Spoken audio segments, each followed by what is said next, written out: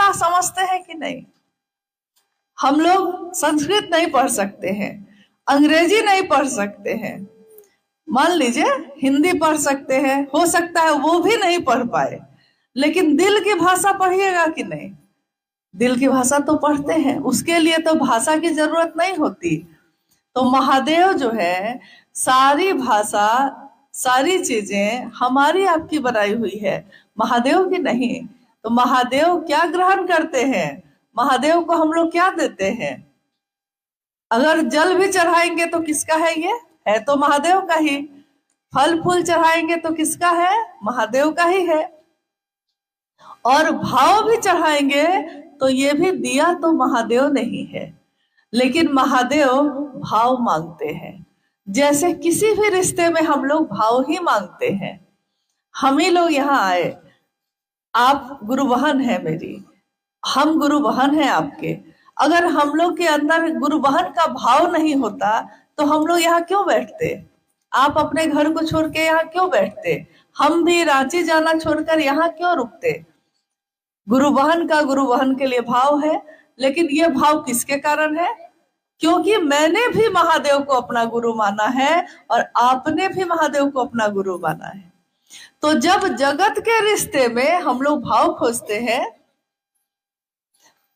माँ का पुत्र के लिए, पुत्र का माँ के लिए भाव, पति का पत्नी के लिए, पत्नी का पति के लिए भाव, और अगर एक में भाव हो और दूसरे में नहीं हो तो वो रिश्ता चलेगा? चल पाता है? तो जब जगत के रिश्ते बिना भाव के नहीं चलते, महादेव तो भाव सत्ता ही है। महादेव से भाव से जुड़ा जा सकता है। और भाव कैसे आए, इसके लिए आपके बीच तो गुरु बहन लोग आती ही हैं। वो लोग बताई हैं कि भाव कैसे जगे, क्योंकि भाव जगता है जगत के लिए, लेकिन महादेव के लिए नहीं जगता है। इसके लिए बहुत जरूरी है कि पहला सूत्र हम करें, मन ही मन अपने गुरु शिव से कहिए, हे शिव, आप मेरे गुरु हैं, मैं आपका शिष्य हूँ, मुझ शिष्य पर दया कर दीजिए। दया क्यों कह रहे हैं हम लोग, कृपा क्यों नहीं कह रहे हैं? ज्यादातर लोग तो यही ना कहते हैं कि कृपा होगी तब ना, लेकिन महादेव को गुरु बना के तो दया मांग रहे हैं। क्योंकि महादेव कौन है? भगवान, और भगवान गुरु भी है। लेकिन हम कौन है? एक नश्वर, हम लोग इंसान जिसको कुछ नहीं आता। हम लोग को अगर कुछ आ भी जाएगा तो उस महादेव के सामने उसकी क्या बिसात। लेकिन तब भी हम कहते हैं कि महादेव आप हमको अपना शिष्य बना लीजिए। और महादेव बनाएंगे क्योंकि वो जगत के पिता हैं, जगत के गुरु हैं। वो नहीं कह सकते कि तुम किस जाति किस धर्म के हो, महादेव कह सकते हैं, क्योंकि महादेव की तो पूरी दुनिया ही है, सब तो उनकी अपनी संतान है। वो किसी को मना नहीं कर सकते। वो कहेंगे कि आप क्या खाते हैं, क्या पीते हैं, कैसे जीते हैं, ये पूछेंगे, वो सब तो उन्हीं का है। तो वही महादेव जब हम पे दया करेगा तो बिना उसकी दया के हम शिष्य बन सकते हैं? नहीं बन सकते। इसीलिए पहला सूत्र में हम बार बार यही बात कहते हैं। और दूसरा सूत्र जो है उसमें हम महादेव की बात करते हैं। जितना आता है उतना ही। हम लोग को तो बहुत कुछ नहीं आता, आपको भी बहुत कुछ नहीं आता, लेकिन महादेव के लिए भाव कैसे पैदा हो ये तो आपको आता है। जब जगत के लिए आता है तो महादेव के लिए भी आएगा।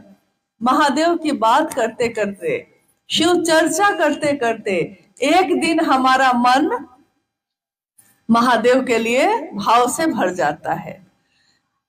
आप देखिएगा गांव में कुआं होता है, कहीं कहीं कुआं है। यहाँ इस गांव में है।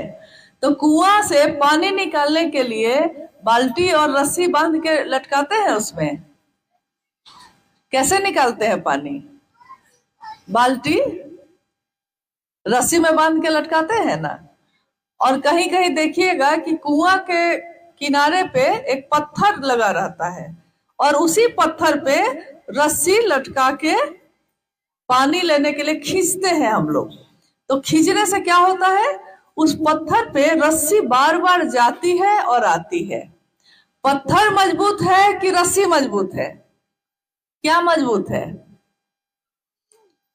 पत्थर न कठोर है, पत्थर न मजबूत है, रस्सी तो बहुत कमजोर है, लेकिन वो कमजोर रस्सी भी बार बार पत्थर पे जाती है और आती है तो निशान बन जाता है कि नहीं, उस पे निशान बन जाता है। और हमारे मन में अगर बार बार हम ये कहेंगे कि महादेव आप मेरे गुरु हैं, मैं आपका शिष्य हूँ, मुझ शिष्य पर दया करिए, और उनकी चर्चा करेंगे, अगर बार बार ये काम करेंगे हम, तो मेरे मन में हमेशा के लिए महादेव की याद रहेगी कि नहीं रहेगी? रहेगी। तो जिस बारे में हम बात करते हैं ज्यादा, हमको वही याद आता है, जिसकी बात कर लीजिए। और तीसरे में प्रणाम करते हैं। मान लीजिए हम आपको प्रणाम करते हैं, आप हमको प्रणाम करते हैं, लेकिन उस प्रणाम में भाव नहीं हो, तो उस प्रणाम का क्या मतलब है? हम लोग के गांव में बहुत लोग हैं जो बड़े बूढ़े सामने आते हैं, आप उनको प्रणाम करते होंगे ना, प्रणाम काका, प्रणाम चाचा, प्रणाम बाबा करते हैं, लेकिन सबके लिए आपके मन में श्रद्धा नहीं होती। बड़े हैं तो सामने पड़े हैं, प्रणाम कर लिए, लेकिन आदर नहीं है, श्रद्धा नहीं है, प्रेम नहीं है, सामने आ गए हैं तो प्रणाम कर लिए हैं। तो साहब हरिदानंद जी ने कहा कि महादेव को भी वैसा ही प्रणाम मत करना, महादेव को भाव से प्रणाम करना। और भाव कैसे आएगा? तो बार बार ये दया जो हम मांगेंगे, बार बार चर्चा करेंगे तो भाव आएगा, तो एक दिन प्रणाम भी होगा। महादेव को किया हुआ एक प्रणाम, अगर एक प्रणाम भी पहुंच गया महादेव के पास, तो कितने जन्म के लिए बहुत है। हमारे लिए जो बहुत बड़ी चीज है, उनके लिए तो बहुत छोटी है। आप देखिए जंगल में सांप मिलता है कि नहीं? सांप का दर्शन हुआ है कभी? हाँ, हुआ है। सांप ने एक बार कहा था कि यार तुम लोग कहते हो कि सांप का दर्शन हुआ है, सांप का असली दर्शन कब होता है? सांप देखना उसका दर्शन करना नहीं है, सांप का असली दर्शन तब हुआ अगर वो सांप काट ले, जहर उतर जाए, तो ना सांप का असली दर्शन हुआ। महादेव का असली दर्शन कैसे होगा? जब महादेव के लिए मेरा मन भाव से भर जाए और मेरे मन के, मेरी चेतना के स्तर पे वो महादेव उतर जाए, तब ना असली दर्शन हुआ। तो इसके लिए हम लोग पूरी कोशिश करेंगे कि इस काम को हम लोग करते रहें, और दुनिया के लिए, सबके लिए करते हैं हम लोग। अपने घर परिवार के लिए काम करते हैं कि नहीं? जो अपने हैं उनके लिए करते हैं ना, तो महादेव भी तो अपना है। महादेव के कारण ही ये सारे लोग अपने हैं मेरे। अगर महादेव ना हो तो ये कोई अपना नहीं है। यहाँ नेतरहाट का ये स्थल, जहां हम अपने वरेण्य गुरु भ्राता के साथ, साहब श्री के साथ अक्सर आना हुआ है, और आप में से बहुत सारे लोगों से कभी लातेहार में, कभी महुआडार में, कभी बरवाडीह में, और कभी नेतरहाट में भी मुलाकात होती रही है। कुसुमी में साहब जा नहीं सके, नहीं गए हैं, लेकिन वहाँ के लोग आकर मिले थे, और मुझको लगता है कि उनका दर्शन हो जाना या उनकी बात को सुनकर समझ लेना, जैसा अभी ये भाई गा रहे थे कि कहना भैया हरिंदर का मानो, ये भैया हरिंदर कौन है? क्योंकि आप में से बहुत लोग तो शरीर में उनसे नहीं मिले। जब भैया ने पूछा कि कितने लोग साहब से सशरीर मिले हैं, तो कितने लोग मिले हैं? आज भी जो लोग यहाँ उपस्थित हैं उसमें से कुछ ही लोग मिले। ज्यादातर लोगों के पास उनकी बात पहुंची, कोई ना कोई लेकर पहुंचा। तो डाक किसी और का, चिट्ठी किसकी? जिसने लिखा है। पता किसका? जहां पहुंचना है। और बीच वाला लोग क्या काम करता है? डाकिया का। पहुंचाना हमारा काम है, नहीं? तो संदेश है भैया हरिंदर का। क्या संदेश है? कि महादेव जो भगवान तो है ही, शिव, शंकर, शंभो, महाकाल, महामृत्युंजय। नहीं, पेड़ की पूजा हम करते हैं, पत्तों की पूजा हम करते हैं, जल की पूजा हम करते हैं, मिट्टी की पूजा हम करते हैं, आकाश और चंद्रमा और सूर्य की पूजा हम करते हैं। लेकिन ये सारी चीजें जिसके कारण है वो कौन है? महादेव है। महादेव की इच्छा से ये दुनिया बनी और महादेव की इच्छा से ये सारी चीज बनी। आकाश, हवा, आग, पानी, धरती, मिट्टी और हम लोग का जीवन भी अपनी इच्छा से आए नहीं है और अपनी इच्छा से जाएंगे भी नहीं। लेकिन इसी कालखंड में एक साहब का जन्म हुआ और उन्होंने महादेव का संदेश दिया। दुनिया में हर आदमी मिलता है तो अपना संदेश देता है। कोई नेता मिले तो कहेगा कि मेरे पार्टी में आ जाओ, कोई जमींदार मिले तो कहेगा कि मेरे अहाता में काम करो। नहीं, कोई मिलता है तो चाहता है कि मेरी परिधि में रहो, मेरा घेरा में रहो। और हमारे साहब क्या चाहे? साहब चाहे कि हम सब महादेव के घेरा में रहें। हम आदमी तो बने, किसका बने? महादेव का बने। और अभी जो ये गा रहे थे और आप से पूछा गया कि तीनों सूत्र करते हैं, तो तीनों सूत्र देने वाले भी वही हैं। महादेव गुरु भी हैं, ये बताने वाले वही हैं। और ये भी बताने वाले हैं कि जिस तरह जब हम किसी को अपना मान लेते हैं, जिस तरह जब किसी से हम एक रिश्ता बनाते हैं, तो चाहे वो रिश्ता किसी भी तरह बना हो, बन गया है, अपना समझ लिया है उसको, तो हम उसको बदलते नहीं हैं, हम उसको छोड़ते नहीं हैं। कभी हम लोग अपने बेटा को छोड़े हैं? दूसरे का बेटा बहुत अच्छा होगा, अपना बेटा को छोड़ दिए उसके कारण? नहीं ना छोड़े कभी। दूसरे का पति बहुत बढ़िया है, उससे क्या, मेरा पति ही मेरा भगवान है। बदले है कभी? नहीं ना बदले कभी। भगवान कैसे बदलेंगे? अपना गुरु कैसे बदलेंगे?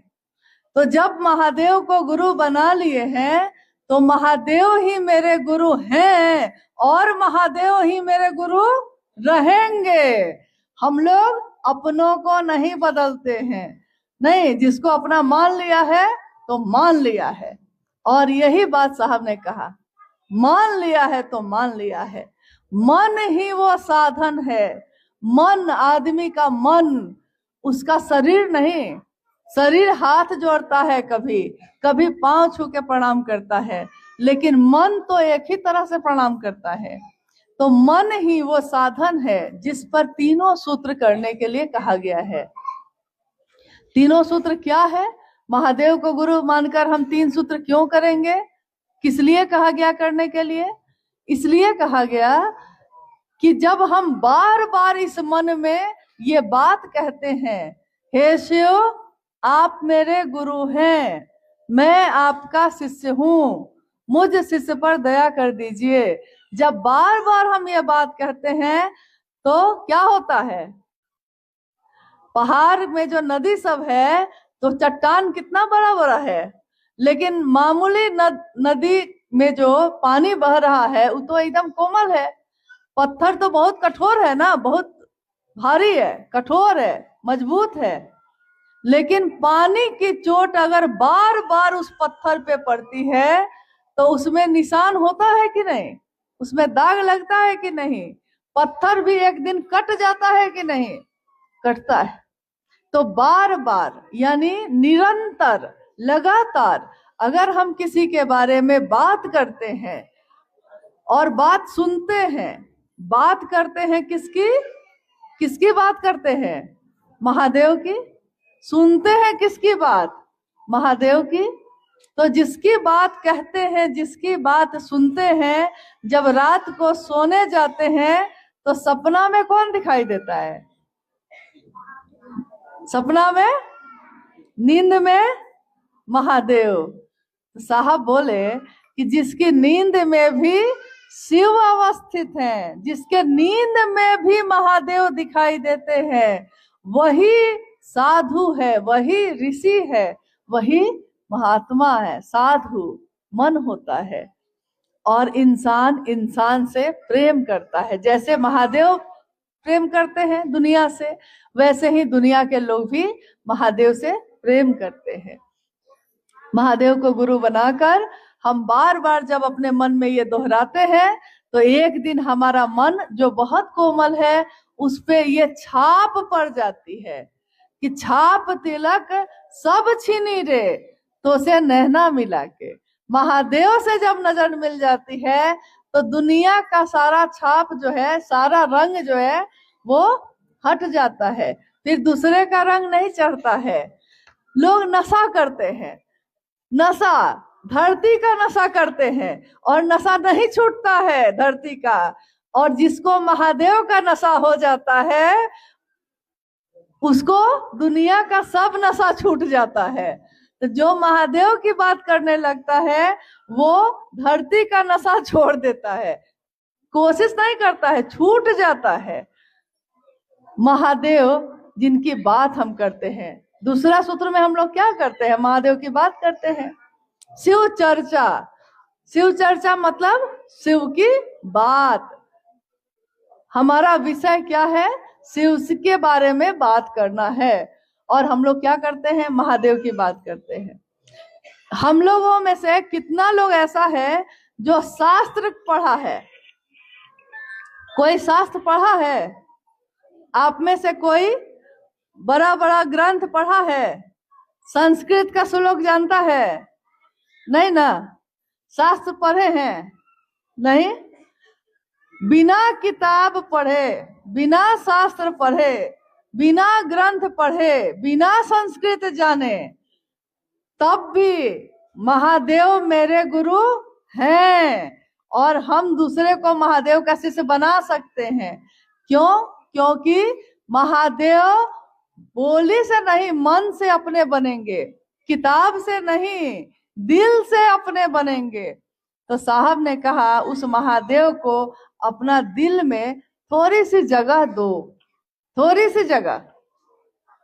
धरती पे हम लोग के कितने रिश्ते हैं, लेकिन कोई ना कोई ऐसा रिश्ता होता है जो सबसे भारी होता है। गुरु का अर्थ होता है भारी। भारी हो मन पे मेरे, तो वो कैसे होगा? जिसके बारे में हम बात करेंगे, जिसके बारे में सुनेंगे, इसी से होगा। और तीसरे सूत्र में क्या करते हैं? क्या करते हैं? नमः शिवाय करते हैं। कैसे? सांस के द्वारा। सबसे सुंदर विधा है। देखिए, आप लोग ज्यादातर लोग अभी यही बोले हैं कि सांस के द्वारा करते हैं, यानी माला पे नहीं करते हैं, जरूरत नहीं लगती है। नहीं, शिव के शिष्यों के लिए सबसे सुंदर तरीका है सांस पे जप करने का तरीका। सांस पे नमः आया और शिवाय उतर गया। नमः आया, और जिस दिन सांस रुक जाएगी, मौत हो जाएगी इस शरीर की, तो नमः आया होगा तो भी महादेव को प्रणाम, और शिवाय गया होगा तब भी महादेव को प्रणाम। तो तेरे चरणों में गिर जाए, मर जाए हम, इस तरह अपनी मिट्टी ठिकाने लगे। महादेव का नाम लेते हुए ही इस दुनिया से इस शरीर का जाना हो, और हम दूसरे के जीवन में भी महादेव की शिष्यता फैला सके, इसी की कोशिश करनी है। महादेव को प्रणाम भी हमारा मन ही करता है। हम बहुत लोगों को प्रणाम करते हैं, सबको अपने मन से प्रणाम नहीं करते हैं। अब ये तीनों सूत्र जो हम करते हैं, किसके द्वारा करते हैं? मन के द्वारा। ये तीनों काम हम करते हैं किसके द्वारा? साधन क्या है? मन। जब हम गाय, भैंस, बैल, बकरी ये सब घर में पालते हैं तो एक मशीन आती है चारा काटने वाली, देखे हैं? आपके यहाँ है? किसी के यहाँ है? ये बिहार तरफ तो मिलता है, अब झारखंड में आपके यहाँ है? जिससे पुआल काटते हैं, घास काटते हैं। नहीं, तो आप हाथ से चलाने वाला गोल गोल, और उसमें जो रखिएगा वो काटेगा। कुट्टी मशीन, कुट्टी मशीन समझे? हाँ ठीक है। तो कुट्टी मशीन, उसमें देखिए जो डालिएगा वो काटेगा। नहीं, तो साधन एक ही ना है। और उसमें पुआल भी डाले हैं तो कटा है, घास भी डाले हैं तो कटा है, नहीं मकई भी डाले हैं तो कटा है। साधन एक ही है, मन ही वो साधन है। मन ही वो अदृश्य मशीन है जो दिखाई नहीं देती, लेकिन उसी पे चढ़ाना है इसको, तीनों सूत्र को। शिव की चर्चा में सबको अच्छा लगता है क्योंकि लोग हैं, दुनिया है। लेकिन शिव की चर्चा भी आसान काम नहीं है, ध्यान की अनुपम विधा है।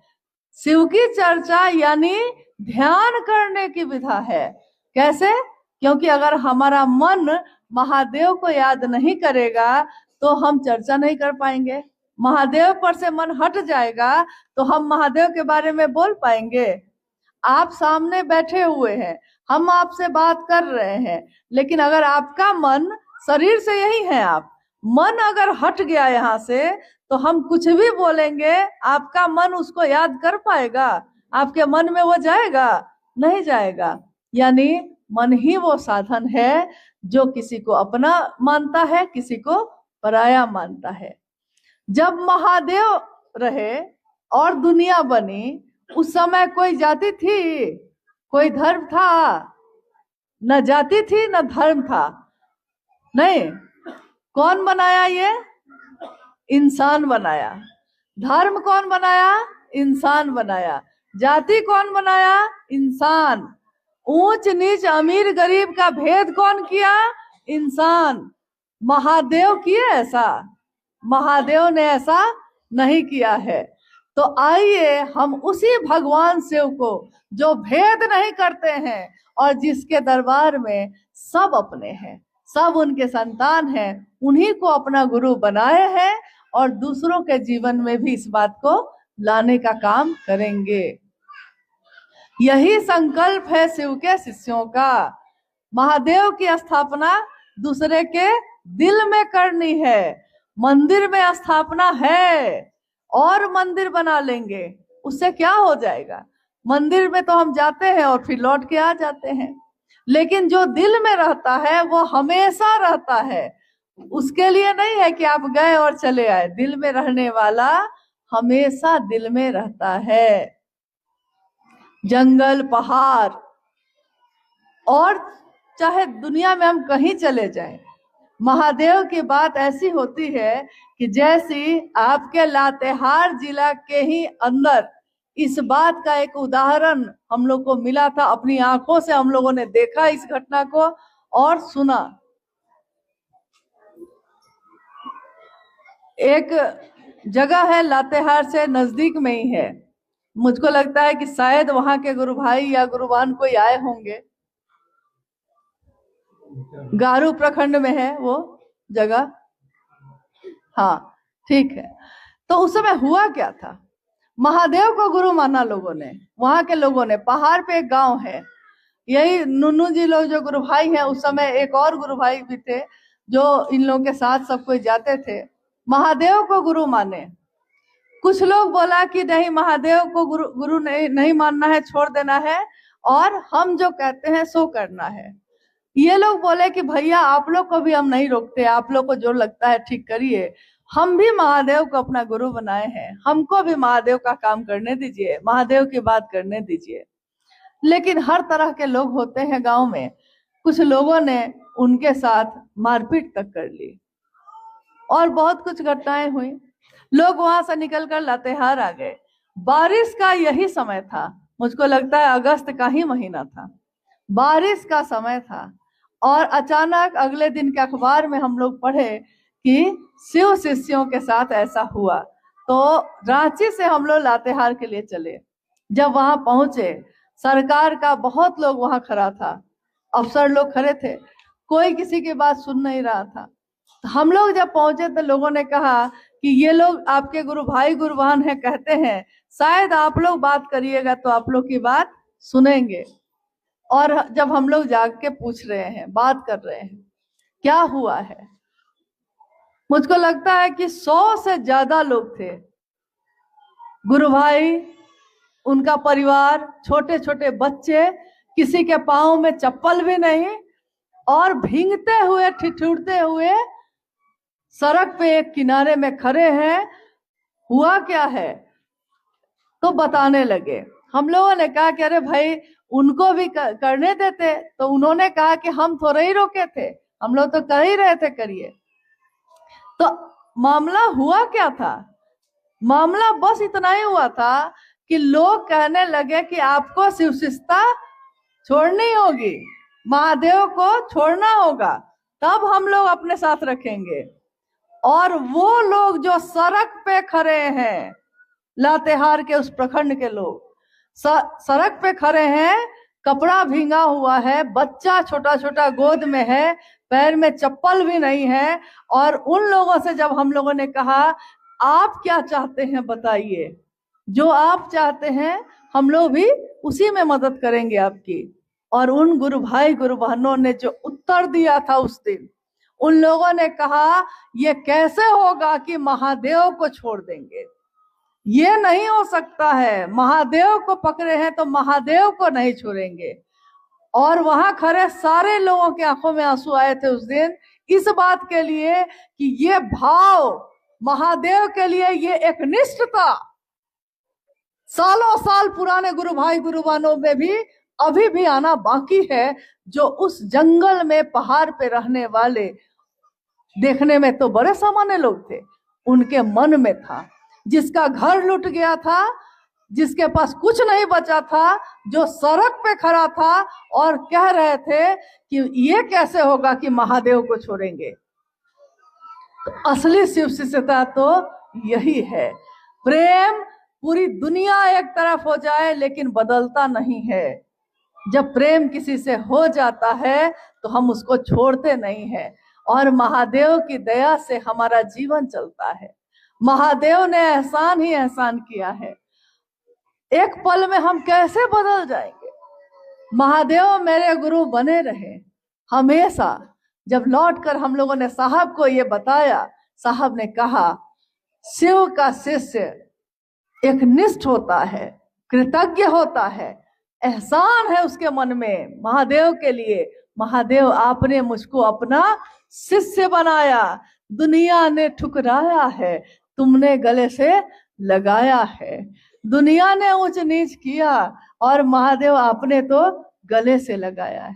जन्मों के सताए लोग यहाँ सीने से लगाए जाते हैं।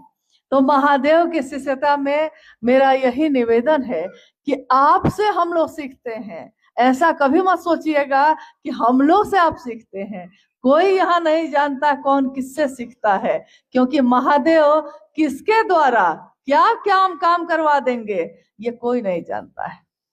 जिसको हम बहुत साधारण समझते हैं वो साधारण होते नहीं हैं। शिव के गण, शिव के लोग, शिव के शिष्य अति साधारण जीवन जीते हुए भी सबसे विशिष्ट होते हैं, क्योंकि उनके नाम के साथ जुड़ा होता है शिव का शिष्य। शिष्य है किसका? शिव का। तो दुनिया थर्राती है, दुनिया सोचती है कि ये किसका है? शिव का है। देवी देवता तक सोचते हैं कि ये कौन लोग हैं? शिव के लोग हैं, शिव के शिष्य हैं। तो यही निवेदन है मेरा कि हर गांव में, हर घर में शिव के शिष्यता का संदेश पहुंचाइए। हर घर में दिया जलाइए ज्ञान का। और आध्यात्म की दुनिया में ये सब जाति धर्म से ऊपर की चीज है, पुरुष और स्त्री से ऊपर की चीज है। कोई कुरूप है, कोई खूबसूरत है, शिव की शिष्यता इससे ऊपर की चीज है। जो शिव का शिष्य होता है वो अपने आप खूबसूरत हो जाता है।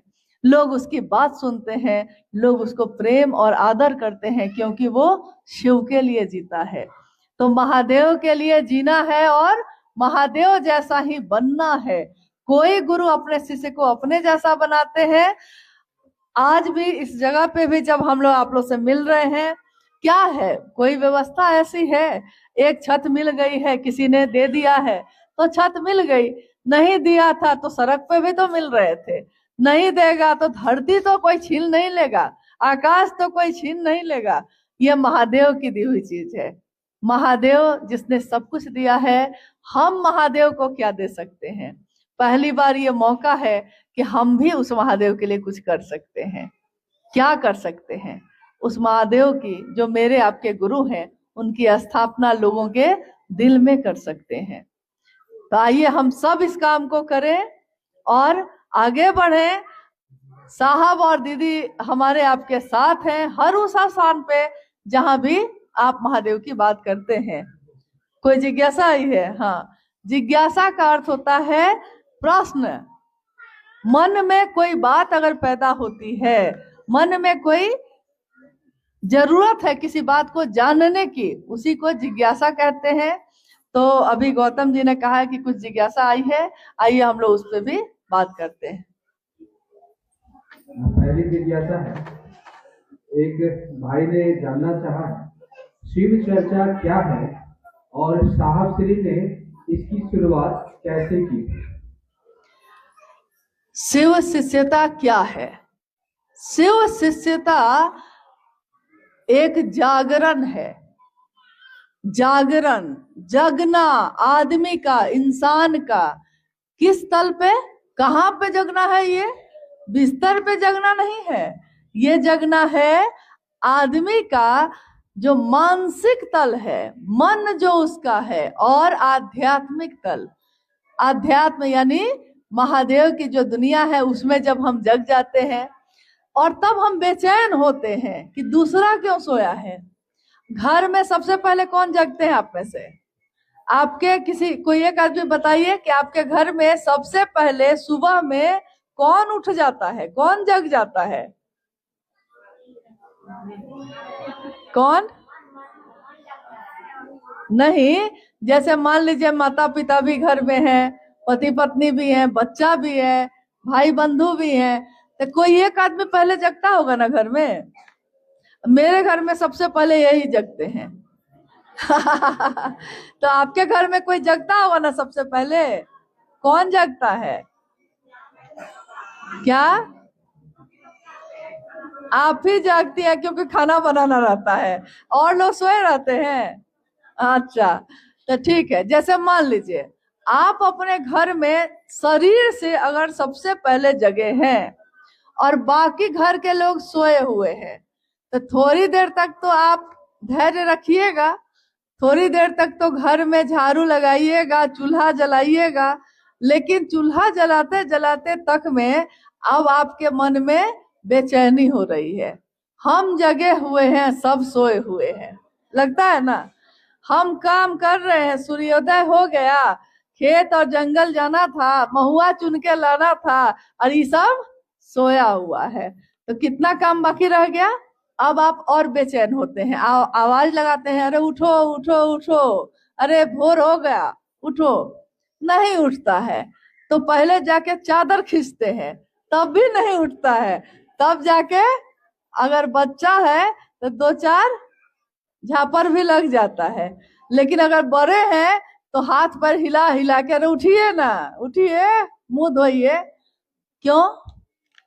क्योंकि जब हम जग जाते हैं और सबको सोए हुए देखते हैं तो हमको लगता है कितनी सुंदर सुबह है, कितना सुंदर समय है, और ये कुछ भी नहीं देख रहा है, सोया हुआ है, तो उसको जगाने की कोशिश करते हैं। शिव की शिष्यता मन के जगने की विधा है। मन जब जगता है और तब हम दुनिया को देखते हैं तो हमको लगता है कि महादेव जगा हुआ है, महादेव मेरे अंदर जग गया और दुनिया के लोगों के बीच सोया हुआ है। कोई ओझागुनी कर रहा है, कोई झाड़ फूक कर रहा है, कोई किसी के पीछे घूम रहा है, और आप उसको देख के सोचते हैं अरे महादेव जैसा गुरु है और महादेव जैसा शिष्य हुआ जा सकता है, और दुनिया के लोग सोए हुए हैं। तो शिव की शिष्यता में मन जब जगता है तो हम लोग बेचैन होते हैं कि दूसरे भी जगे। तो दूसरे से हम कहते हैं अरे महादेव को गुरु बनाइए ना भैया, इसमें क्या लगता है? वो कहता है कि ना, हम दूसरे किसी को बनाए हैं। आप कहते हैं अरे महादेव जैसा महादेव जैसा गुरुवर आपको फिर न मिलेगा।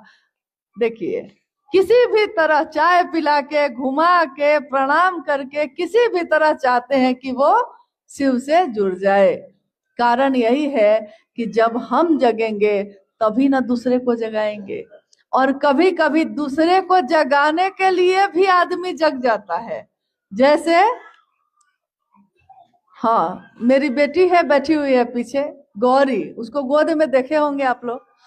तो वो जब उसको सुबह में नहीं उठना रहता है तो पापा को कहती है कि सुबह 7 बजे हमको उठना है, मान लीजिए 6 बजे उठना है, तो सोते समय कह के सोती है कि सुबह आप जगा दीजिएगा। अब जगाना है इनको, जागना उसको है, लेकिन उसको जगाने के लिए किसको जगना पड़ेगा? इनको जगना पड़ेगा, तब ना उसको जगा पाएंगे। तो दूसरे को जगाने में भी आदमी जगता है, दूसरे को महादेव से जोड़ने में खुद जुड़ जाता है, दूसरे को स्टेशन पहुंचाने में खुद स्टेशन पहुंच जाता है। तो अगर खुद नहीं जुड़ रहे हैं, मन में भाव नहीं आ रहा है, तो दूसरे को जोड़ने चलिएगा, जोड़ते जोड़ते खुद भी जुड़ जाइएगा। तो शिव की शिष्यता क्या है? जागरण है, मानसिक तल पे जगने का, आध्यात्मिक तल पे जगने का। और क्या है? साहब श्री ने इसकी शुरुआत कहाँ से की? साहब हम लोग किनको कह रहे हैं? जिनका नाम है साहब हरिंद्रानंद। ये कौन है? इनका जन्म हुआ 31 अक्टूबर 1948 को, सिवान है, बिहार में एक जिला है, उसी के गांव में, अमलोरी नामक गांव में। और उनके पिता, उस समय बिहार और झारखंड एक ही था, झारखंड तो 2000 में ना अलग हुआ है, उस समय तो एक ही था, बिहार ही था। तो साहब का जब जन्म हुआ 48 में, और 47 में देश आजाद हुआ था ना, अंग्रेज लोग भाग गए थे ना, तो देश आजाद हुआ। अगले साल उसके जन्म हुआ साहब का। और बाद में जब वो 12 साल के थे, तब से वो शमशान साधना, गुरु को बनाना दूसरे को, ताकि वो महादेव की जो तलाश थी उनकी, वो चल रही थी। लेकिन अगले 14 साल तक वो शमशान साधना, कब्रिस्तान साधना करते रहे, उनके मन की बेचैनी खत्म नहीं हुई। जैसे एक बच्चा जब रोने लगता है, आपको समझ में नहीं आ रहा है कि बच्चा क्यों रो रहा है, कभी आप उसको बिस्किट देते हैं, फेंक देता है, फिर आप दूध देते हैं, फेंक देता है, फिर आप खिलौना देते हैं, वो उसको भी फेंक देता है। और माँ आती है, उसकी माँ गोद में ले लेती है बच्चे को, और बच्चा शांत हो जाता है। तो ये देखने के बाद क्या समझ में आता है? बच्चा को क्या चाहिए था? माँ चाहिए थी, तब जाके वो शांत हुआ। तो साहब 12 साल से जो साधना कर रहे थे, उपासना कर रहे थे, मंत्र का जप कर रहे थे, उनको चाहिए क्या था? उनको मतलब समझ में नहीं आता हमको चाहिए क्या, क्या मिलेगा। चमत्कार करने लगे, सोचते थे सो हो जाता था, परंतु तब भी उनका मन प्यासा ही रहा। कब ये प्यास बुझी? जब महादेव मिले। तो महादेव को गुरु कब बनाए? वो बिहार में एक जिला है आरा के शमशान में उस दिन जब साधना कर रहे थे, तो आधी रात के समय में उनके मन ने ये सोचा, मन ही ना सोचता है, मन ने सोचा कि गुरु भगवान होते हैं, तो भगवान गुरु क्यों नहीं है। कभी कभी सुने होंगे मंदिर में या कहीं पे पूजा पाठ में श्लोक बोलते हैं लोग, क्या बोलते हैं कि गुरु की वंदना की जाती है। गुरु क्या है? गुरु के बारे में कोई अगर पूजा पाठ करते हैं या कोई वंदना करते हैं तो बोलते हैं कि गुरुर ब्रह्मा, गुरुर विष्णु, गुरुर देवो महेश्वर, गुरु साक्षात पर ब्रह्म, तस्मै श्री गुरुवे नमः। गुरु में ब्रह्मानी शक्ति होती है। कोई अगर गुरु होता है तो उसमें ब्रह्मानी मतलब ब्रह्मा जी की शक्ति। ब्रह्मा जी की शक्ति क्या है? उत्पत्ति की, पैदा करने की। और वैष्णवी शक्ति, ये क्या है? भगवान विष्णु की शक्ति। मतलब कौन सी शक्ति? स्थिति, जीवन को जीने के लिए जो चीजें होती हैं उसको चलाने की, जीवन को चलाने की।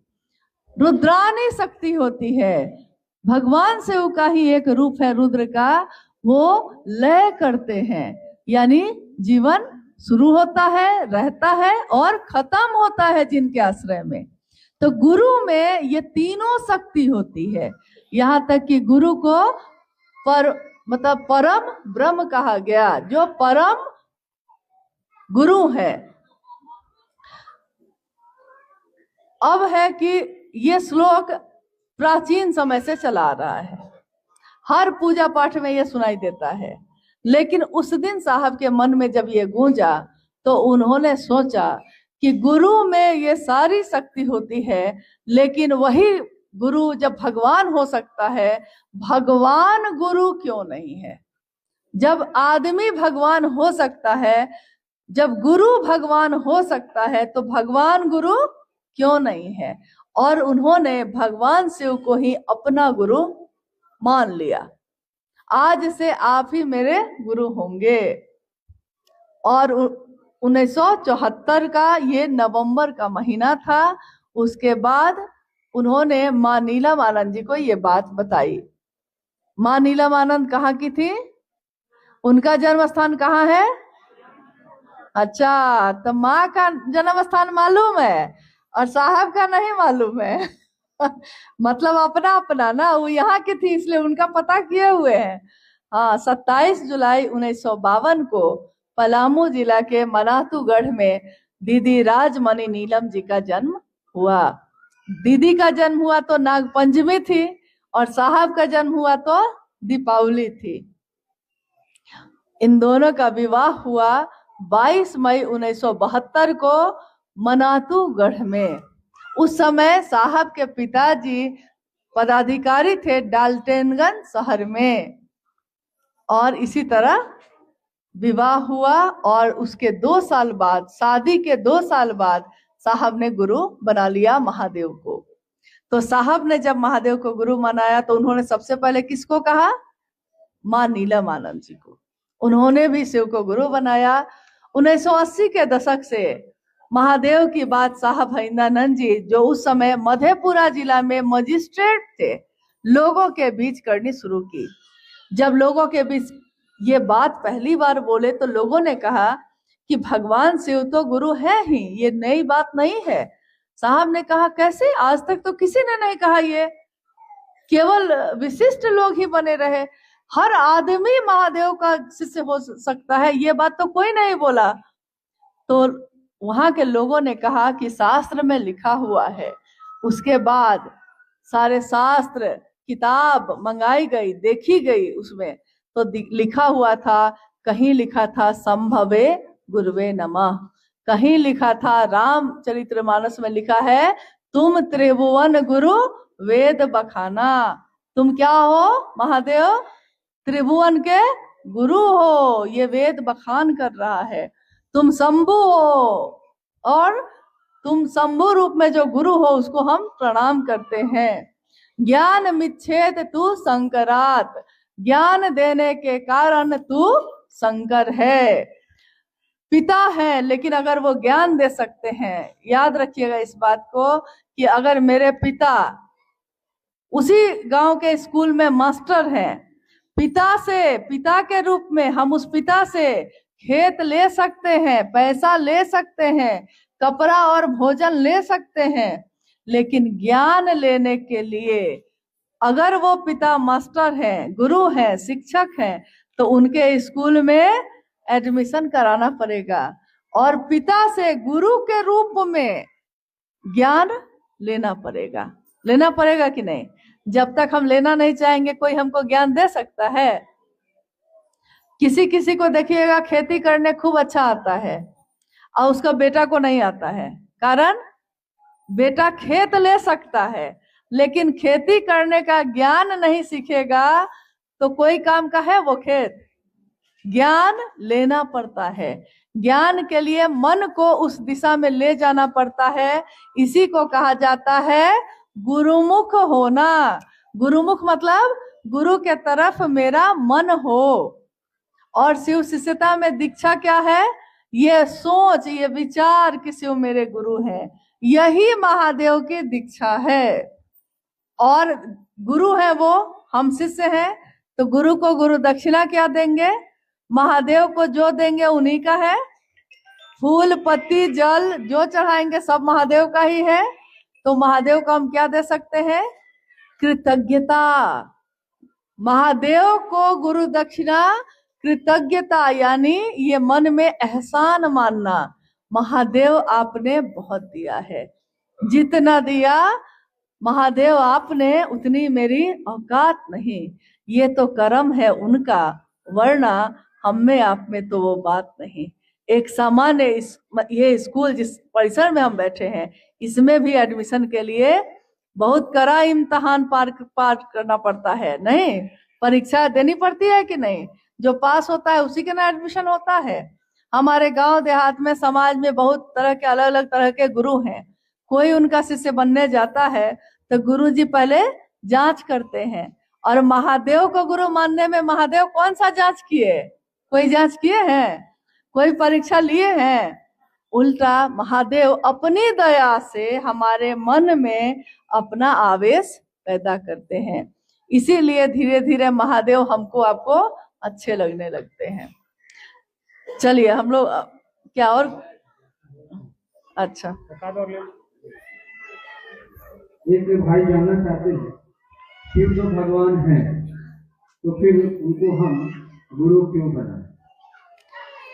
अभी इसी पे हम लोग उत्तर दिए हैं। जिज्ञासा है कि शिव तो भगवान है तो उनको गुरु क्यों बनाए? क्योंकि अभी अभी मैंने ये कहा है, महादेव भगवान के रूप में हमारी मनोकामनाओं की पूर्ति करते हैं। महादेव हमारे पिता हैं, महादेव हमारे भगवान हैं। हम उनसे जो मांगते हैं महादेव दे देते हैं, लेकिन देने वाली चीज को संभालने का ज्ञान भी लेना पड़ता है, नहीं तो वही चीज मेरे लिए विध्वंसकारी हो सकती है। आपने रावण का नाम सुना है? रावण, दुर्गा पूजा में लोग बेचारे को जला देते हैं, जबकि रावण महादेव के भक्त थे। उन्होंने महादेव से तीनों लोकों की संपत्ति मांगी, 3 लोकों का स्वामी बन जाऊं मांगा, महादेव दे दिए। जो भक्ति करता है महादेव उसको दे देते हैं, भगवान के रूप में वो दे देते हैं। और संभालेंगे कैसे? ताकत तो मिल गई, मोटरसाइकिल तो खरीद लिए, चलाने नहीं आता है तो संभालेंगे कैसे? और संभाल नहीं पाएंगे तो एक्सीडेंट होगा ना, दुर्घटना होगी कि नहीं? शक्ति तो मांग ली जाएगी, शक्ति को संभालने का ज्ञान नहीं होगा तो महादेव दे तो देंगे, मेरे किसी काम का नहीं है। कोई अगर ऐसा दानी मिल जाए जो हवाई जहाज आपको दे दे और आपको हवाई जहाज चलाने आता है, तो आपके किस काम का है? तो बहुत कीमती चीज, लेकिन आपके किस काम का है? नहीं न है। तो महादेव से ज्ञान भी लेना है, तो ज्ञान लेने के लिए तो शिष्य बनना पड़ेगा ना, और महादेव के गुरु स्वरूप से न जुड़ना होगा। इसीलिए भगवान शिव हैं वो, लेकिन उनके गुरु स्वरूप से जुड़कर ज्ञान दाता शिव से भी ज्ञान लेना है। रहने देते हैं कुछ और। शिव गुरु से जुड़ाव में घोषणा का सही तरीका क्या है? अपना नाम घोषणा के लिए। अच्छा, मतलब पूछा भी जा रहा है, करवाया भी जा रहा है। ठीक है, ये अंतिम जिज्ञासा है हम लोग की जो आई है कि शिव को गुरु बनाने में घोषणा कैसे की जाती है, यही ना? तो घोषणा कैसे की जाती है, और घोषणा के लिए भी 2 नाम है। कोई अगर महादेव को गुरु मानता है तो हम उससे कहते हैं कि भाई आपके नाम की घोषणा हम लोग कर दें।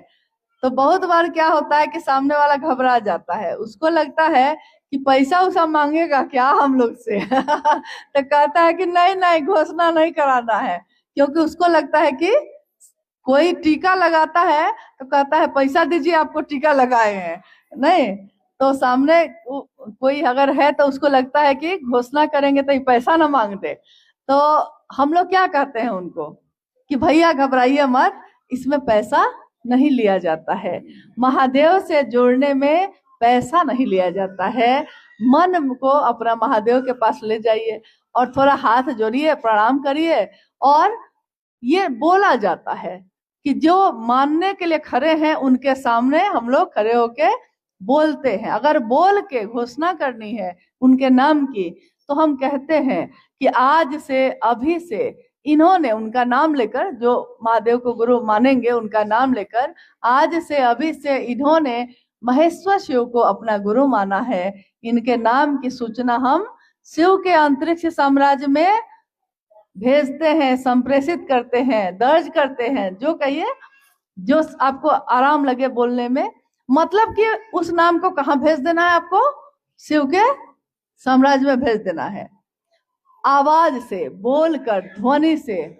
आवाज मरती नहीं है, हम आप मर जाते हैं, लेकिन हमारे शरीर मरता है। ये आवाज, ये ध्वनि जो है, ये कभी भी इसकी मौत नहीं होती। इसलिए जब किसी के नाम की घोषणा होती है तो वो भी जो शरीर में है और वो भी जो शरीर में नहीं है, उन तक ये खबर चली जाती है कि ये व्यक्ति अब किसका है? महादेव का शिष्य है। तो उसको बहुत जगहों पे इससे मदद मिलती है। महादेव के लोग उसके काम में मदद करते हैं, महादेव के काम में। एक तो ये है, जल्दी जल्दी करना है। जैसे हम लोग गए हैं, 5 आदमी को जोड़ना है तो ये भी बात कर रहे हैं, ये भी बात कर रहे हैं, ये भी बात कर रहे हैं। घोषणा करने का, इतनी बात कहने का समय नहीं है। तो अगर समय नहीं है तो पहला सूत्र क्या है? पहला सूत्र पूरा बोलिए। हे शिव, आप मेरे गुरु हैं। तब आप उनसे ये कहवा सकते हैं कि भैया हाथ जोड़िए, जरा ये कहिए तो, हे शिव। तो वो कहेंगे, हे शिव आप मेरे गुरु हैं। हाँ बोलिए, मैं आपका शिष्य हूँ, मुझ शिष्य पर दया कर दीजिए। हाँ, हो गया। तो जब वो आदमी ये बात बोल देता है तो स्वीकार कर लिया ना, ये भी घोषणा मानी जाएगी। इसलिए घोषणा ऐसे भी की जा सकती है और घोषणा बोलवा के भी उससे की जा सकती है। और अब जो 2 नाम है, नाम बताइए।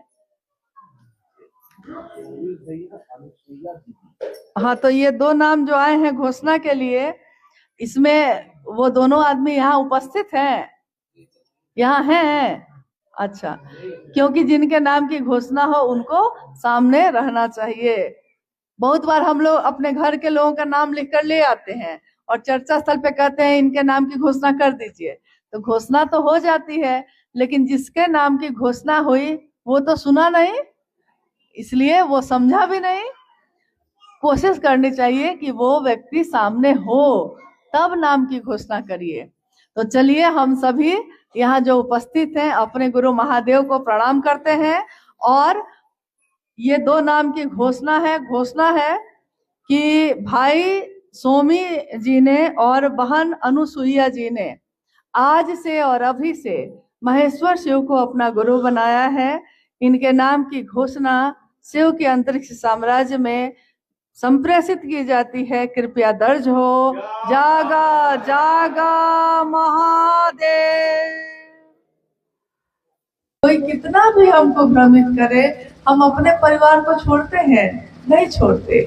मेरा बेटा है, कितनी भी गरीबी आ जाए, कितनी भी लाचारी आ जाए, अपने बेटे को हम नहीं छोड़ते। लेकिन जैसे ही ईश्वर की बात होती है, भगवान की बात होती है, तो हम भगवान बदल देते हैं, तुरंत ही बदल देते हैं। साहब ने कहा कि उस शिव के साथ ऐसा मत करना, उस महादेव के साथ ऐसा मत करना जैसा अपने घर में अपने बूढ़े बुजुर्गों के साथ हम लोग कर देते हैं। कि जब वो जवान था तो घर का मालिक था, और जब वो वृद्ध हो जाता है, खटिया पे आ जाता है, तो घर के लोग उसकी तरफ देखते भी नहीं। खाना दे देते हैं, पानी दे देते हैं, लेकिन घर के मामले में उसकी राय लेना भी बंद कर देते हैं। साहब ने कहा, महादेव की दुनिया में आप रहते हैं, ये दुनिया किसकी बनाई हुई है? ये धरती, ये आकाश, ये हवा, ये पानी किसने दी हमको? किसी आदमी ने नहीं दी है। ये तो उस महादेव की दया से हमको आपको मिला। महादेव की दुनिया में हम आप रहते हैं, लेकिन हमारी छोटी छोटी कुटिया जो है, हमारा छोटा छोटा घर है, उसमें महादेव रहते हैं कि नहीं? उसमें अपने रहते हैं। मेरा बेटा रहता है, मेरी बेटी रहती है, मेरे परिवार, मेरे रिश्तेदार रहते हैं, लेकिन मेरा गुरु, मेरा महादेव रहता है कि नहीं? साहब ने इतना ही कहा। उसी तरह महादेव को भी अपने घर में शामिल करो, घर का मुखिया बनाओ। और घर का मुखिया अगर शिव हो तो सोचिए वो दुनिया कैसी होगी, वो परिवार कैसा होगा। तो हमारे पास चाहे और कुछ हो या ना हो, लेकिन महादेव तो सबसे सुंदर गुरु हैं जो हमको आपको मिल गए हैं। इस जीवन में मानव का जीवन है। हम सोचते हैं कि कोई बहुत अच्छा है, कोई बहुत खराब है। अभी नीचे हम लोग बैठे थे तो कुछ गुरु बहन कुछ और कर रही थी, कुछ गुरु बहन कुछ और कर रही थी, कोई ध्यान से चर्चा सुन रही है, कोई कुछ और कर रही है। लेकिन जो चर्चा सुन रही है उनका ध्यान भी भटक जा रहा है। तो सोचिए कि अपनी यात्रा हमको याद नहीं आ रही, दूसरों की चिंता हमको सता रही है, अपनों की चिंता हमको सता रही है, लेकिन अपनी यात्रा भूल गए, अपनी यात्रा भूल गए। एक ही जीवन मिला है, आपके मेरे हाथ में है कि हम उस जीवन को कैसा बना सकते हैं। हम चाहे तो उस जीवन के रास्ते में कांटे ही कांटे बिछा दें, हम चाहें तो उन कांटों को फूलों में बदल दें। हम चाहते क्या है? जीवन एक ही मिला है, मानव का तन यही मिला है, फिर पता नहीं मिलेगा कि नहीं, नहीं जानते। क्योंकि जन्म लिया था उससे पहले कहाँ थे ये तो किसी को नहीं पता। जन्म जब खत्म हो जाएगा, मौत आ जाएगी, फिर कहाँ जाएंगे किसी को नहीं पता। कहते हैं ना, इस पार प्रिय मैं हूँ तुम हो, उस पार न जाने क्या होगा। हम नहीं जानते कि जब मृत्यु होती है उसके बाद हम कहाँ जाते हैं। हाँ, ये विश्वास है कि महादेव के पास से आए हैं तो महादेव के पास ही तो जाएंगे, लेकिन महादेव को वापस लौट कर क्या मुंह दिखाएंगे कि आपने तो मुझको जन्म दिया था। बड़ा पवित्र, बड़ा निर्दोष एक बच्चा जब जन्म लेता है, उसको नहीं पता होता कि उसकी जाति क्या है, उसका धर्म क्या है, वो अमीर है कि गरीब है, उसको कुछ नहीं पता। लेकिन जैसे जैसे वो बड़ा होता है, हम आप उसको समझाने लगते हैं, वो दूसरा है, ये अपने हैं। हम समझाते हैं, उस बच्चे को नहीं पता होता। हम बताते हैं कि हम किस जाति, हम किस धर्म के हैं। हम बताते हैं कि देखो वो अच्छा नहीं है या वो अच्छा है, लेकिन हम ये नहीं बताते उसको कि महादेव से जुड़ो। महादेव से जुड़ने वाला सबके लिए अच्छा सोचेगा।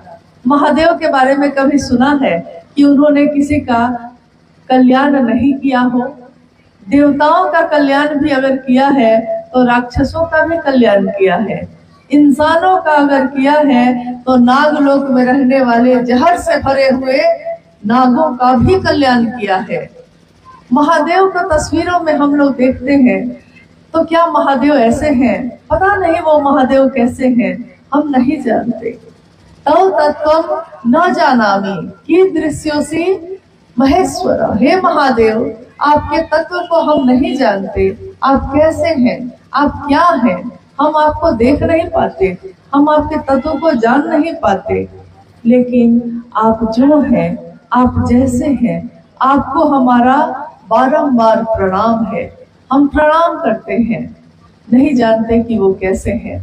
हाँ, इतना जानते हैं कि इस जीवन में रास्ते चुनने का अधिकार आपको महादेव ने दिया है। आप अपने रास्ते को चुनते हैं। न्यूनतम व्यवस्था में रह के भी सुखी रहा जा सकता है, ये महादेव सिखाते हैं। चट्टानों पे पीछे देखिए पहाड़ है, चट्टान है, सूखी हुई भूमि है, किसान वर्ग में जो है, किसान भाई जो हैं, कितनी बार खेतों में फसल खत्म हो जाती है, तब भी एक उम्मीद, एक आशा के साथ फिर से फसल लगाते हैं, फिर से उसमें करते हैं। एक उम्मीद होती है कि सब कुछ अच्छा हो जाएगा। इन पहाड़ों पे रह के भी, इन चट्टानों पे सोकर भी सुखी रहा जा सकता है। कब? जब आपका मन सुखी हो। मन ही शांत नहीं हुआ, मन ही सुखी नहीं हुआ, तो फिर पैसा भी रह के आप सुखी नहीं रह सकते। लाख चीजें आपके पास आ जाए, कहाँ सुख रहता है किसी को। बड़े बड़े महल में रहने वालों को देखकर लोग सोचते हैं कि वो बड़े सुखी होंगे, लेकिन आप जाकर देखिए तो नींद नहीं आती उनको। रेशम के गद्दों पे नींद जब नहीं आती है तो नींद की दवा खाते हैं, तब भी नींद नहीं आती। और कितने लोगों को आपने देखा होगा कि दिन भर मजदूरी की है उसने, 400 रुपए हाथ में आए हैं, लेकिन सुख की नमक और रोटी खाकर सुख की चैन सोता है चट्टानों पे। बहुत पहले यही लातेहार के गुरु भाई हैं नन्नू जी, आए हुए हैं आज। उनसे मैंने एक बार पूछा था कि आप जो लातेहार के विभिन्न जगहों पे आप लोग गुरु भाई गुरु बहन जाते हैं, महादेव की चर्चा दूसरों तक पहुंचाने जाते हैं, तो कैसे जाते हैं? क्योंकि बहुत सुविधा नहीं है, बहुत सवारियां नहीं है, और पैसे भी बहुत नहीं है कि होटल में खा लेंगे, तो आखिर कैसे जाते हैं? उन्होंने कहा कि मैं उसका वीडियो बनाकर भेजूंगा। छोटे छोटे वीडियो बनाकर उन्होंने भेजे थे। साहब उस समय शरीर में थे। साहब से मैंने उन तस्वीरों को और उन वीडियोस को दिखाया। उसमें दिख रहा है कि गुरु भाई गुरु बहन मीलों पैदल चल के जा रहे हैं, हाथ में पोटली बांधे हुए हैं, रखे हुए हैं, और पैदल चले जा रहे हैं, जंगल में जाए जा रहे हैं। रास्ते में कहीं भूख लगी है तो चट्टान है, झरना है, पहाड़ी नदी और झरना है, वहां बैठ गए हैं। अपनी जो रोटी और प्याज का टुकड़ा है, थोड़ी सी सब्जी है, उसको खोला है, सब लोग मिल बांट के आपस में खा रहे हैं, और फिर वहां से दूसरे गांव में बढ़ के महादेव की बात कर रहे हैं। कहते हैं महादेव का काम कौन करता है? महादेव का काम उनके गण करते हैं।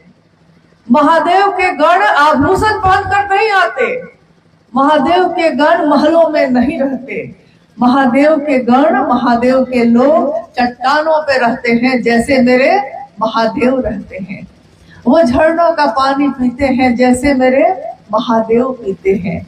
जैसे पर्वतों पे उनका परिवार दिखता है, जैसे बर्फ में भी बैठे हुए वो निहंगी शमशानी परम शांत है, वैसे ही उनके गण, उनके लोग, उनके शिष्य धरती पे विचर रहे हैं, चल रहे हैं।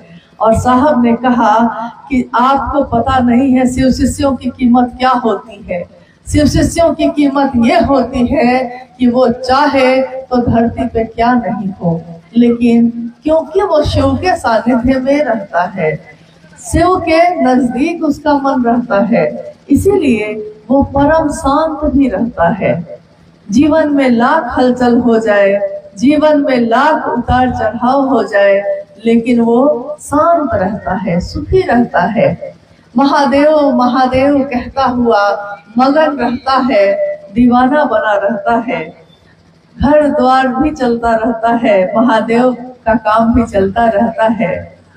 महादेव तुम मेरे हो जाते तो निर्वाह हमारा हो जाता, थोड़े से गुजारा हो जाता, थोड़ा सही होता मेरे पास तो हम उससे ही गुजारा कर लेते। साहब और दीदी का जीवन जब हम देखते हैं, माँ नीलम आनंद पलामू जिले की ही बेटी है। एक समय लातेहार और पलामू एक ही था, बाद में ये अलग जिला बना है, लेकिन पलामू जिले की बेटी, मनातूगढ़ में उनका परिवार एक राज परिवार, मनातूगढ़ जैसे घर में उनका जन्म हुआ। जंगल थे, चारों तरफ जंगल ही जंगल थे। जब साहब का विवाह हुआ माँ नीलम आनंद जी से, तो साहब हमेशा ये सब बताते कि उनके घर के चारों तरफ जंगल ही जंगल था। यहाँ तक कि हिरन बाघ तक नजदीक में आ जाते थे घर के, लोग छतों से देख सकते थे। यानी प्रकृति में बसा हुआ वो घर।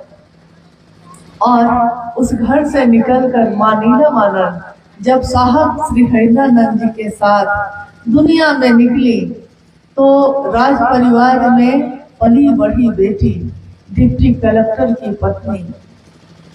कहते हैं ना कि ऐसी लागी लगन मीरा हो गई मगन, वो तो गली गली हरि गुण गाने लगी। ऐसी लागी लगन कि वो माँ नीलमानंद साहब हरिदानंद जी के साथ जंगलों में, पहाड़ों पे, धरती के कोने कोने में जाकर महादेव की बात करने लगी। आज हम आप यहाँ बैठे हैं, आज साहब और माँ नीलमानंद शरीर में नहीं है, लेकिन हम शिव शिष्यों के दिलों में हैं। हमारे दिल ही उनका मंदिर है। साहब ने एक बार कहा भी कि शिव के शिष्य जो चलते फिरते अपने महादेव की बात कहते हैं दूसरों से, ये चलते फिरते मंदिर हैं, जहाँ जाते हैं अपने महादेव के नाम का दिया जलाते हैं।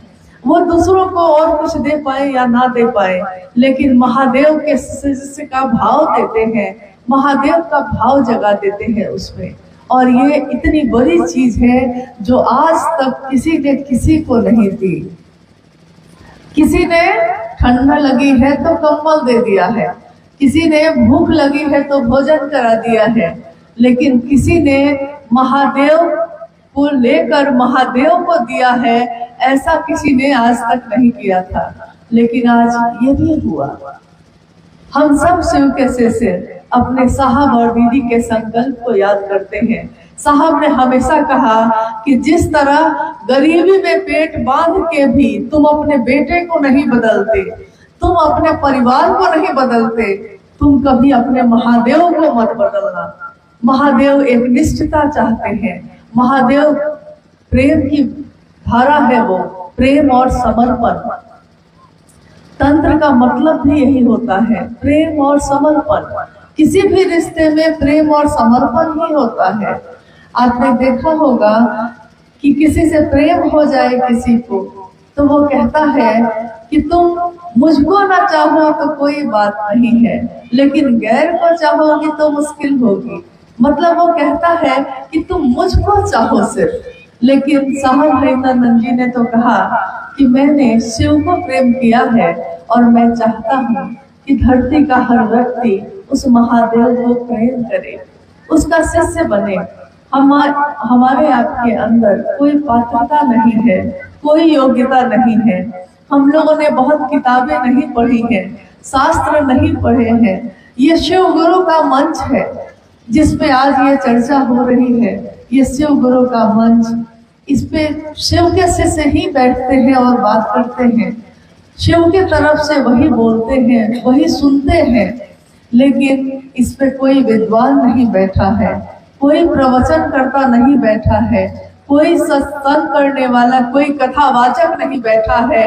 शिव की चर्चा कथा नहीं है, शिव की चर्चा अविरल प्रवाह है जो एक दिल से दूसरे दिल में जाती है।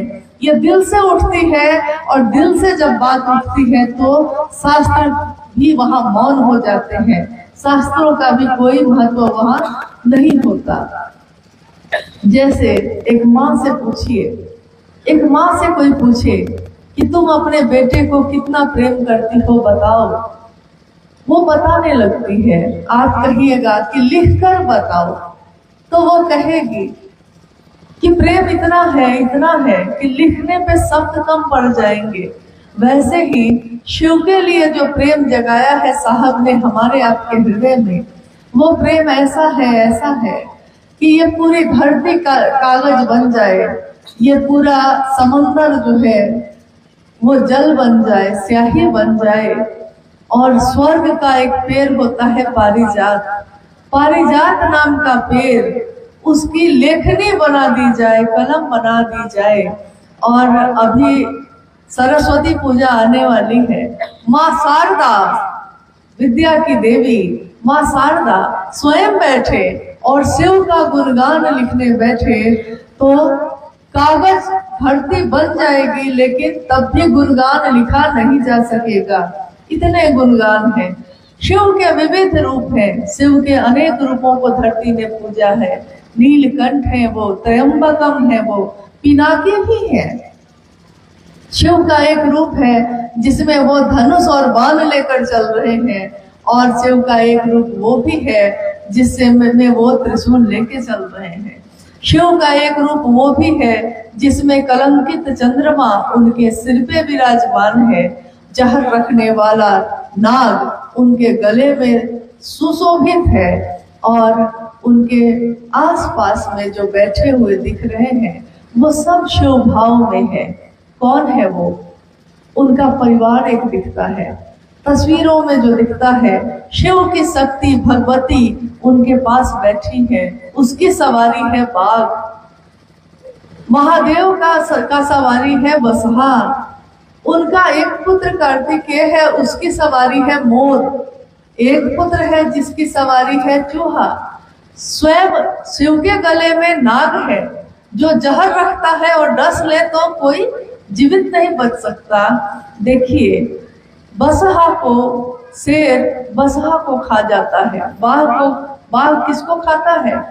बैल को खा जाता है। सांप चूहा को खा जाता है, मोर सांप को खा जाता है। ये सारे एक दूसरे से घृणा करने वाले हैं, जीवित खा जाने वाले हैं। ऐसे भी लोग अगर शिव भाव में बैठते हैं तो वो परम शांत हो जाते हैं। हम और आप इंसान हैं, इंसान का जीवन है हमारा आपका, और एक इंसान तो जहर नहीं रखता। एक इंसान दूसरे इंसान को जीवित खा नहीं जाता, लेकिन तब भी हम इंसान होकर इंसान को प्रेम क्यों नहीं दे सकते? हम मानव होकर उस शिव से प्रेम क्यों नहीं कर सकते? हम दुनिया में नफरत क्यों फैलाए? हम दुनिया में प्रेम क्यों नहीं फैला सकते? और महादेव से जुड़ा हुआ मन प्रेम ही तो बांटेगा। साहब और मानीराम आनंद जी ने क्या बांटा हमारे आपके बीच? घृणा नहीं बांटी, प्रेम बांटा। कहा कि एक दूसरे का साथ देना।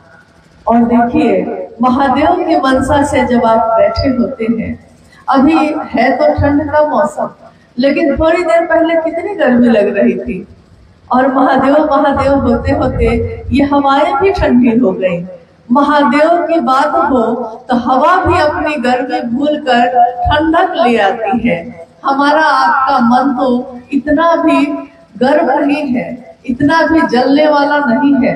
तो महादेव की बात करने वाले लोग धरती के लोगों में प्रेम बांटेंगे, एक दूसरे का साथ देंगे, सुंदरता बटेगी, जीवन शिवमय होगा, सुखमय होगा, सबका सुख होगा, सबका कल्याण होगा। इससे ज्यादा एक महादेव अपने शिष्य के लिए क्या दे सकते हैं? वो महादेव जब गुरु होंगे अपने शिष्य को अपने जैसा बनाएंगे। महादेव ने किसी का अकल्याण नहीं किया है, हमेशा दूसरों के लिए किया है। खुद चाहे उनको जो भी दुनिया ने दिया, उन्होंने दुनिया को हमेशा अमृत दिया है, तो हम अमृत दे सकते हैं तो दें। अभी आपने सुना भी शिव के शिष्यता की पृष्ठभूमि, व्याप्ति, प्रयोजन, इस पे बात हो रही थी जब हम लोग यहाँ पहुंचे थे। शिव की शिष्यता, साहब ने आखिर शिव को गुरु क्यों बनाया? क्या मिलना था उनको? क्या महादेव उनको इस धरती पे जो पैसे हैं वो देने वाले थे? क्या महादेव इस धरती के सोना चांदी देने वाले थे? क्या महादेव लंका सोने की बनाकर महादेव अपने शिष्य को देने वाले थे? ऐसा कुछ भी नहीं था। लेकिन शिव ने जो अपने शिष्य को दिया, अद्भुत दिया, अप्रतिम दिया। विश्व के मानव को सबसे सुंदर उपहार मिला। हमारे हाथों में और कुछ भी नहीं है, हमारे हाथ जगत के लिए खाली हैं, लेकिन इस हाथ में महादेव की शिष्यता भरी हुई है, और इसकी कीमत इतनी ज्यादा है, इसकी कीमत इस धरती के लोग नहीं चुका सकेंगे। इन हवाओं की कीमत कोई नहीं चुका सकता।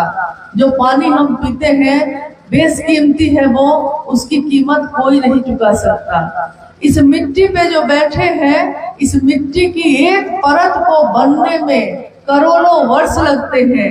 आज तक धरती पे इतनी चीजें बन गई, हवाई जहाज, रॉकेट सब बन गया, लेकिन मिट्टी कोई नहीं बना सका। न मिट्टी बना सका, न पानी बना सका, न हवा बना सका, न आग बना सका, न ये आकाश बना सका। महादेव जो बना देते हैं, फिर वो धरती के लोग नहीं बना सकते। महादेव जो दे सकते हैं, उसकी कीमत इस धरती के लोग नहीं चुका सकते। तो देखिए, हमारे पास अगर माचिस नहीं होता था तो हम पत्थर को पत्थर से रगड़ के आग पैदा कर लेते हैं, लेकिन वो आग हमारी नहीं होती। आग कहाँ से आई और आग कहाँ चली गई? हमारी तो आग नहीं थी वो। तो सोचिए कि वो महादेव क्या दे सकते हैं हमको, आपको, और हम क्या मांगते हैं महादेव से। महादेव सब कुछ दे सकते हैं, स्वयं शिव बना सकते हैं, और हम शिव से ही मांगते हैं 1 किलो चीनी। पेट में दर्द है वो ठीक कर दीजिए महादेव, नहीं दया कर दीजिए कि नौकरी मिल जाए। अरे ये तो 70-80 साल के जीवन का उपाय कर रहे हैं आप, लेकिन जो जीवात्मा हमारे आपके अंदर है, उसकी यात्रा, उसका जीवन तो हजारों साल का है। उस यात्रा का क्या होगा, उसके बारे में तो कभी नहीं सोचते। अभी मेरी मौत हो जाए तो मेरे पास जो भी है मेरे लोगों में बांट दिया जाएगा। कुछ दिन तक लोग रोएंगे, लेकिन अभी अगर पिता की मौत हो जाए तो जिस पिता ने पेट काट काट के खेत खरीदा था, 4 बेटे तुरंत 4 टुकड़ा कर लेते हैं खेतों का। इसी खेत के लिए तो आपने अपना जीवन गंवा दिया, लेकिन जीवन गंवाने के बाद हासिल क्या हुआ, मिला क्या? तो उतना दीजिए महादेव जितने मैं भी भूखा ना रहूं, साधु ना भूखा जाए। मतलब इतना दे दीजिएगा कि मेरा पेट भर जाए, मेरे लोग खा पाए, छत हो, एक कपड़ा हो, जीवन की जरूरत हो, और कोई साधु आ जाए तो भूखा ना चला जाए मेरे दरवाजे से। इतना बहुत है महादेव। महादेव महादेव करते हुए इस जीवन को जी लेना है, आगे बढ़ जाना है। बाकी आगे तो महादेव जानेंगे, और हम क्या जाने महादेव क्या चाहते हैं। एक जगह पे किसी ने कहा कि अरे हम क्या जाने महादेव क्या चाहता है, कोई नहीं जानता महादेव क्या चाहता है। आइए हम लोग कुछ जिज्ञासाओं पे बात करते हैं। जो यहाँ के क्षेत्र में अगर कोई समस्या, कोई बाधा या कोई ऐसी जिज्ञासा जो शिव के लिए हो, वो आई हो, तो हम उस पर बात करने की कोशिश करते हैं। जिज्ञासा है, बालूमाथ के गुरु भाई है नागेंद्र जी। शिव गुरु महोत्सव एक पूर्णता आध्यात्मिक आयोजन है, कैसे? कृपया समझाया जाए।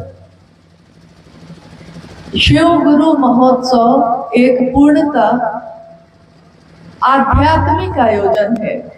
आपने देखा होगा अभी लोग थोड़ा ज्यादा है तो मंच भी बनाने की जरूरत पड़ जाती है, लेकिन अगर लोग कम हो तो हम मंच भी नहीं बनाते।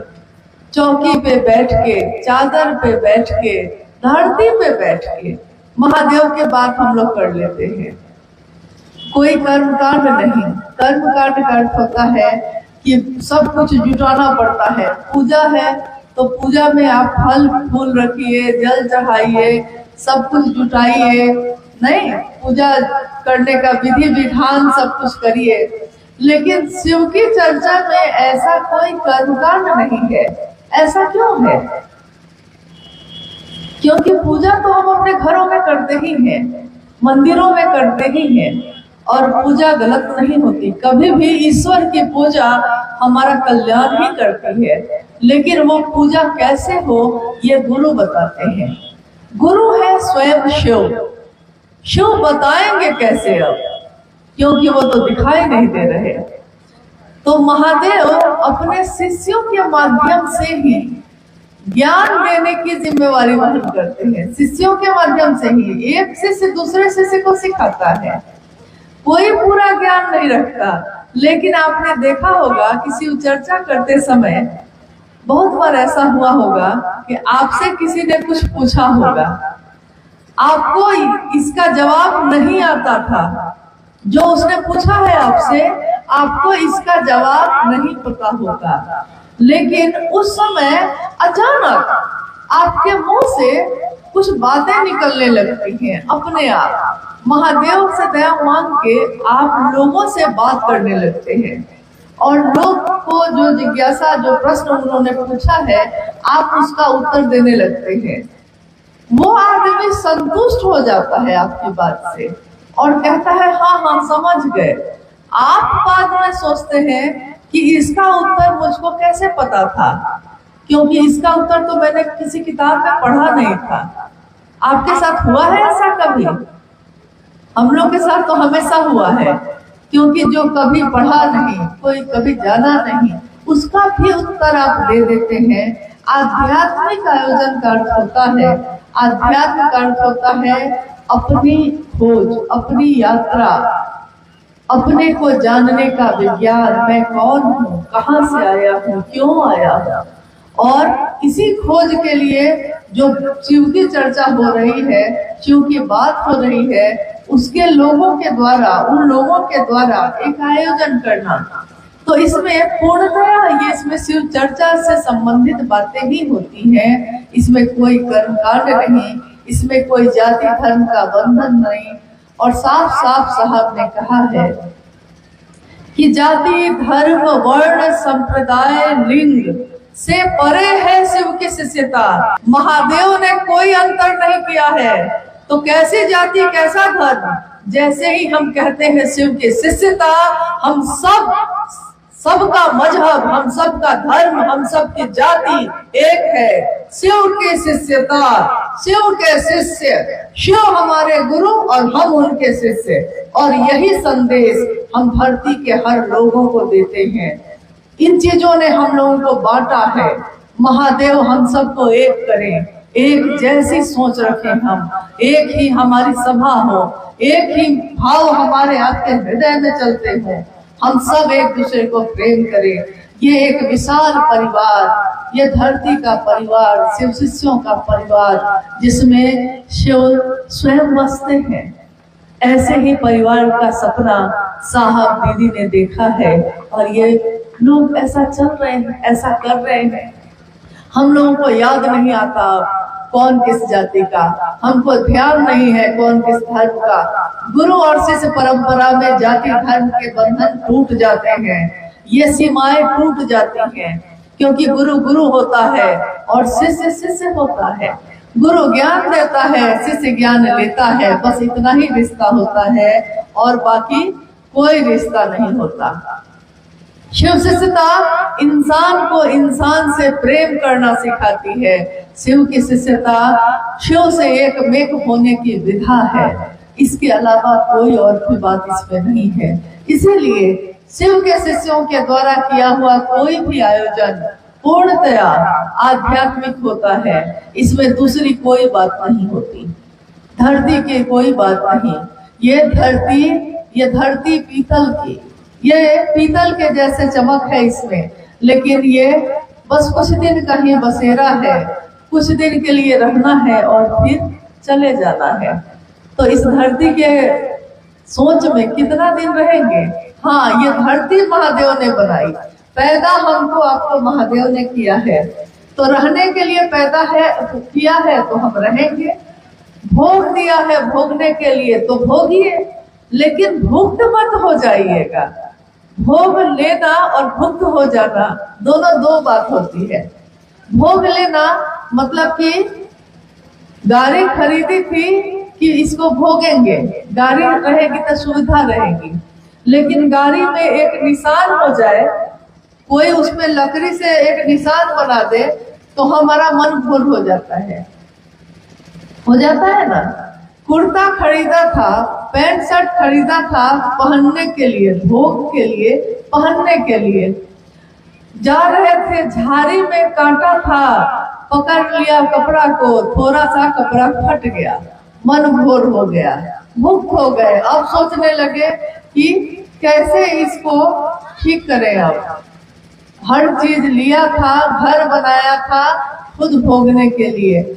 मेरे ही संबंध में एक परिवार है, एक घर है, जिन्होंने एक बहुत सुंदर घर बनाया, महंगा महंगा पेंट किया उसमें। और जब बातचीत हुई तो उन्होंने कहा कि मैंने सबसे अच्छा पेंट है वो करवाया है। और जब हम लोग उनके घर गए तो पूरे समय वो हम लोग के पास नहीं बैठ के यही देखने के लिए चारों तरफ घूमते रहे कि बच्चे जो घूम रहे हैं कहीं उनकी दीवार में, घर की दीवार में बच्चा लोग कहीं कुछ गंदा ना लगा दे। तो मैंने उनको कहा कि दीवार बनाई थी भोगने के लिए, घर बनाया था रहने के लिए, तो अब तो घर ही आपको भोग रहा है, आप तो घर ना भोग सके। तो भोगने के लिए बनाया है तो भोगेंगे कैसे, लेकिन भुक्त नहीं हो जाएंगे, उसकी चिंता में अपनी यात्रा नहीं भूल जाएंगे। इसीलिए आध्यात्मिक आयोजन आध्यात्मिक भी होता है। आगे कोई और है?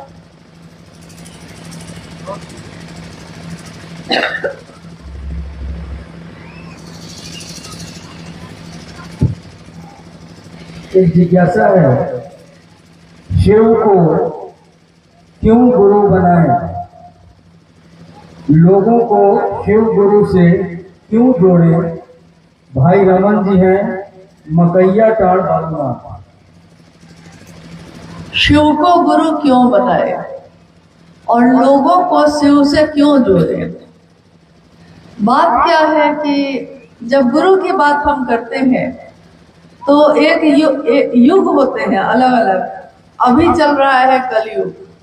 इस युग तक आते आते जो भी शरीरधारी गुरु हैं गुरु, अभी भी गुरु हैं, कुछ अच्छे भी हैं, कुछ गुरु के वेश में वो ज्ञान नहीं दे पाते, कुछ दे पाते हैं, सब तरह के लोग हैं। लेकिन जो गुरु का काम करेगा आप उसी को ना गुरु बनाइएगा। यहाँ के कोई बहुत बड़े अफसर हैं, पढ़े लिखे हैं, डॉक्टर हैं, डॉक्टरी पढ़े हुए हैं, लेकिन वो मास्टर का काम नहीं करते। तो आप अपने बच्चे को हॉस्पिटल में भेजिएगा पढ़ने के लिए? नहीं भेजिएगा। जो शिक्षक का, जो मास्टर का काम करेगा आप उसी के पास भेजिएगा। अन्य देवी देवता भी हैं। माँ भगवती का जब प्रकटीकरण हुआ तो युद्ध की देवी कही गई। वो राक्षसी ताकतें जब जब बढ़ेंगी उसका संहार करेंगी। वो नहीं कहते हैं रक्त बीज संहारे शोणित बीज हरे, मतलब रक्त और बीज की तरह जो राक्षस प्रवृत्ति बढ़ती है उसका नाश करने के लिए युद्ध की देवी के रूप में माँ भगवती का प्रकटीकरण दुर्गा माँ का हुआ। लेकिन वो गुरु का रूप काम नहीं करती। अब है कि गुरु का काम जो करेंगे आप, गुरु तो उन्हीं को बनाएंगे ना। तो देवी देवताओं में भी अगर हम देखते हैं तो सर्वोच्च पद पे कौन दिखते हैं हमको? सारे देवी देवता अभी याद कर लीजिए आप, और उसके बाद आप कहिए कि महागुरु किसके नाम के साथ लगा हुआ है? किसी के नाम के साथ महागुरु लगा हो, जगत गुरु लगा हो, आदि गुरु लगा हो, एकमात्र महादेव के नाम के साथ लगा हुआ है महाकाल, महामृत्युंजय, महायोगेश्वर। यानी कोई भी चीज जो इस धरती पे है उसमें सबसे ऊपर में कौन बैठा है? तो वो महादेव स्वयं बैठे हैं। इस छोटे से पहाड़ पे कोई इधर से चढ़े, लेकिन ऊपर कौन बैठा है? तो वो महादेव स्वयं बैठे हैं। जब गुरु की श्रृंखला में हम जाते हैं तो गुरुओं के भी गुरु है शिव, सदगुरुओं के भी गुरु है शिव। जगत के गुरु कौन है? तो शिव। उनको कहा गया जगत गुरु। जगत गुरु को प्रणाम करते हैं हम लोग। शंकर पड़ा ही नाम इसलिए कि ज्ञान देने के कारण तू शंकर है, तू ज्ञान देता है इसलिए तेरा नाम शंकर है। संभवे गुरुवे नमः, तुम त्रिभुवन गुरु वेद बखाना। यानी जहां भी बखान है वहां क्या कहा जा रहा है? कि महादेव गुरुओं के भी गुरु हैं। हम कहेंगे कि जब हमारा काम छोटे मोटे गुरु से चल सकता है तो हम महादेव को गुरु क्यों बनाएं? लेकिन अब मामला यह है कि बीमारी छोटी मोटी हो तो कोई डॉक्टर ठीक कर सकता है, लेकिन बीमारी अगर गंभीर हो गई हो तो डॉक्टर के बस में अब नहीं है। तब डॉक्टर भी कहता है कि दवा तो हम दे देंगे, लेकिन थोड़ा दुआ की भी जरूरत है, यानी ईश्वर से थोड़ा प्रार्थना करिए। वो भी कह देता है एक दिन। साहब ने कहा जब सबसे सुंदर गुरु स्वयं शिव ही उपलब्ध है, हम प्रकृति में शिव की पूजा करते हैं, हम शिवलिंग के रूप में उन्हीं की पूजा करते हैं, हमारे घर के कुल देवता देवी में वही है, जब झाड़ झंखार में भी वही है, हर जगह वही है, तो उस गुरु के रूप में भी वही है, तो उनको ही गुरु हम क्यों नहीं बनाए? अब रही बात कि गुरु तो बना लिया है, लेकिन दूसरों से कहने की क्या जरूरत है? जो जिज्ञासा आई है, दूसरों से क्यों कहें? सही बात है, महादेव को प्रचार की जरूरत तो है नहीं, लेकिन अच्छी चीज बतानी पड़ती है इंसान को। आप गौर कीजिएगा कि जब घर में बच्चा होता है ना, तो बच्चा जब बड़ा होने लगता है और घर में कोई आते हैं तो बच्चे को सिखाना पड़ता है, बउआ उठो, चचा आए हैं, पाँव छू के प्रणाम करो। तो बच्चा उठता है, पाँव छू के प्रणाम करता है। बदमाशी करने के लिए उसको नहीं सिखाना पड़ता, वो सारी बदमाशी करके आ जाएगा। लेकिन अच्छा काम जब भी आप कहिएगा तो अच्छा काम करने के लिए सिखाना पड़ता है, शैतानी करने के लिए नहीं। जैसे आप देखिएगा कि गलत काम करना है तो कोई मुहूर्त नहीं निकालता।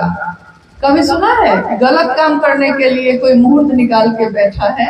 लेकिन जब अच्छा काम करना है, शादी ब्याह करनी है, गृह प्रवेश करना है, कहीं की यात्रा करनी है, तब देखिएगा कि लोग मुहूर्त निकालेंगे। उस समय सुंदर समय कौन सा है? गलत काम के लिए नहीं निकाले, सुंदर काम के लिए आप निकाल रहे हैं। तो महादेव की बात दूसरों तक पहुंचाने के लिए भी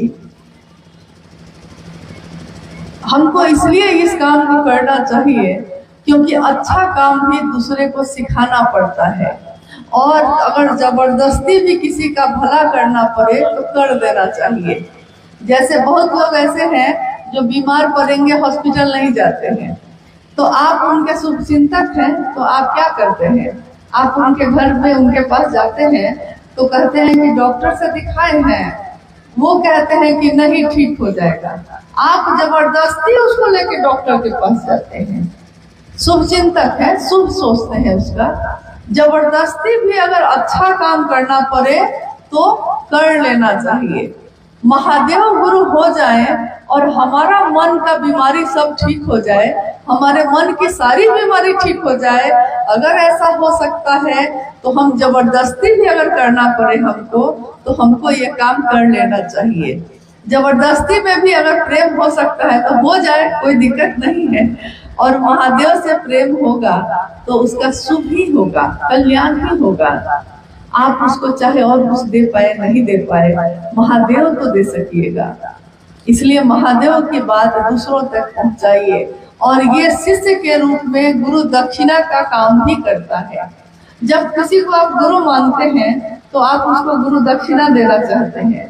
गुरु शिष्य परंपरा में ये होता है, गुरु को दक्षिणा देनी पड़ती है। महादेव गुरु हैं, हम सब उनके शिष्य हैं। अब बताइए, महादेव गुरु दक्षिणा मांग रहे हैं, क्या दीजिएगा? क्या दे सकते हैं हम उनको? गुरु को गुरु दक्षिणा में क्या दे सकते हैं? दीक्षा तो आ गया है, दीक्षा तो हो गई है। मन में विचार आना किसी मेरे गुरु है, यही है दीक्षा। अब है कि गुरु दक्षिणा भी देनी पड़ेगी। तो गुरु दक्षिणा में हम लोग उस महादेव को क्या दे सकते हैं? जो देंगे वो कम ही होगा। हाँ, यही अभी गुरुवार बोली कि शिष्य बना कर देंगे। एक शिष्य अपने गुरु को शिष्य का उपहार ही तो दे सकता है, तो वो देता है। इसके लिए भी शिव के शिष्य अपने गुरु शिव की चर्चा दूसरों से करते हैं, ताकि स्वयं भी शिव शिष्य बन सके, दूसरे भी बन सके। दूसरे को स्टेशन पहुंचाने में हम खुद भी स्टेशन पहुंचते हैं। दूसरों से शिव की चर्चा करने में मेरा मन भी शिव की तरफ चलता है। और अंतिम तक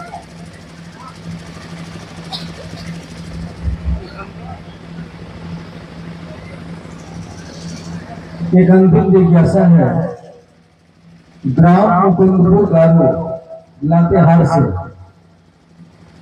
हमारे गांव में एक तरफ शिव गुरु की चर्चा करते हैं और दूसरे तरफ ओझा भक्ता झाड़ फूक बड़े जोर शोर से कर रहे हैं।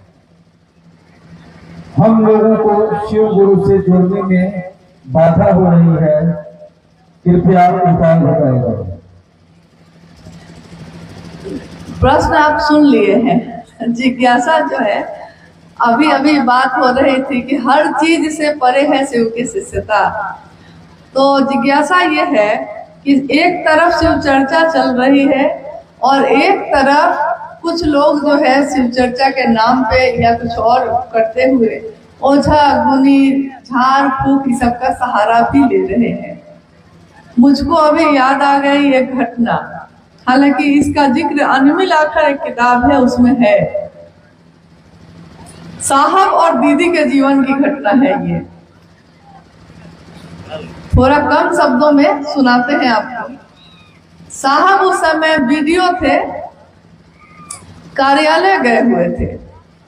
माँ नीलम आनंद घर में थी, तो माँ नीलम आनंद साधु संत के वेश में अगर कोई आता सबका सम्मान करती थी, साधु संतों का भी बहुत सम्मान करती थी। तो एक दिन जब साहब कार्यालय से अपने घर में आए तो उन्होंने देखा कि एक व्यक्ति उनके घर में अंदर ड्राइंग रूम में बैठा हुआ है, जिसने पूरा हड्डी उड्डी की माला जो है पहन लिया है, पहन के बैठा हुआ है, और एकदम काला काला कपड़ा, लाल लाल चंदन, हड्डी की माला, रुद्राक्ष सब पहन के बैठा हुआ है। और अंदर घुसते घुसते साहब ने देखा कि माँ नीलम आनंद जी ने 500 रुपए, उस समय बहुत होते थे, कुछ पैसे उनके तरफ बढ़ाए हैं। साहब ने देख लिया। तो बैठने के बाद साहब ने कहा कि ये महाशय कौन है? तो माँ नीलम आनंद उस समय, अनुभव जो आए हुए हैं उनकी तबीयत थोड़ी खराब थी उस समय, तो उन्होंने उन व्यक्ति ने उनको कहा था कि हाँ हम जो है कुछ पूजा पाठ कर देंगे तो अच्छा हो जाएगा कुछ। तो इसके लिए नहीं कि वो कर देता, साधु का सम्मान कर रही थी वो, तो उन्होंने कहा कि ठीक है कर दीजिएगा, कोई बात नहीं। हालांकि उनको जरूरत नहीं थी इसकी, लेकिन एक नारी का स्वभाव, एक महिला का स्वभाव जो होता है, करुणा ममता रहती है, तो उन्होंने कहा कि जब कह रहे हैं चलिए आप भी कर दीजिएगा, क्या होगा। लेकिन साहब का स्वभाव तो वैसा नहीं था, उनका तो था गोरी वाला स्वभाव।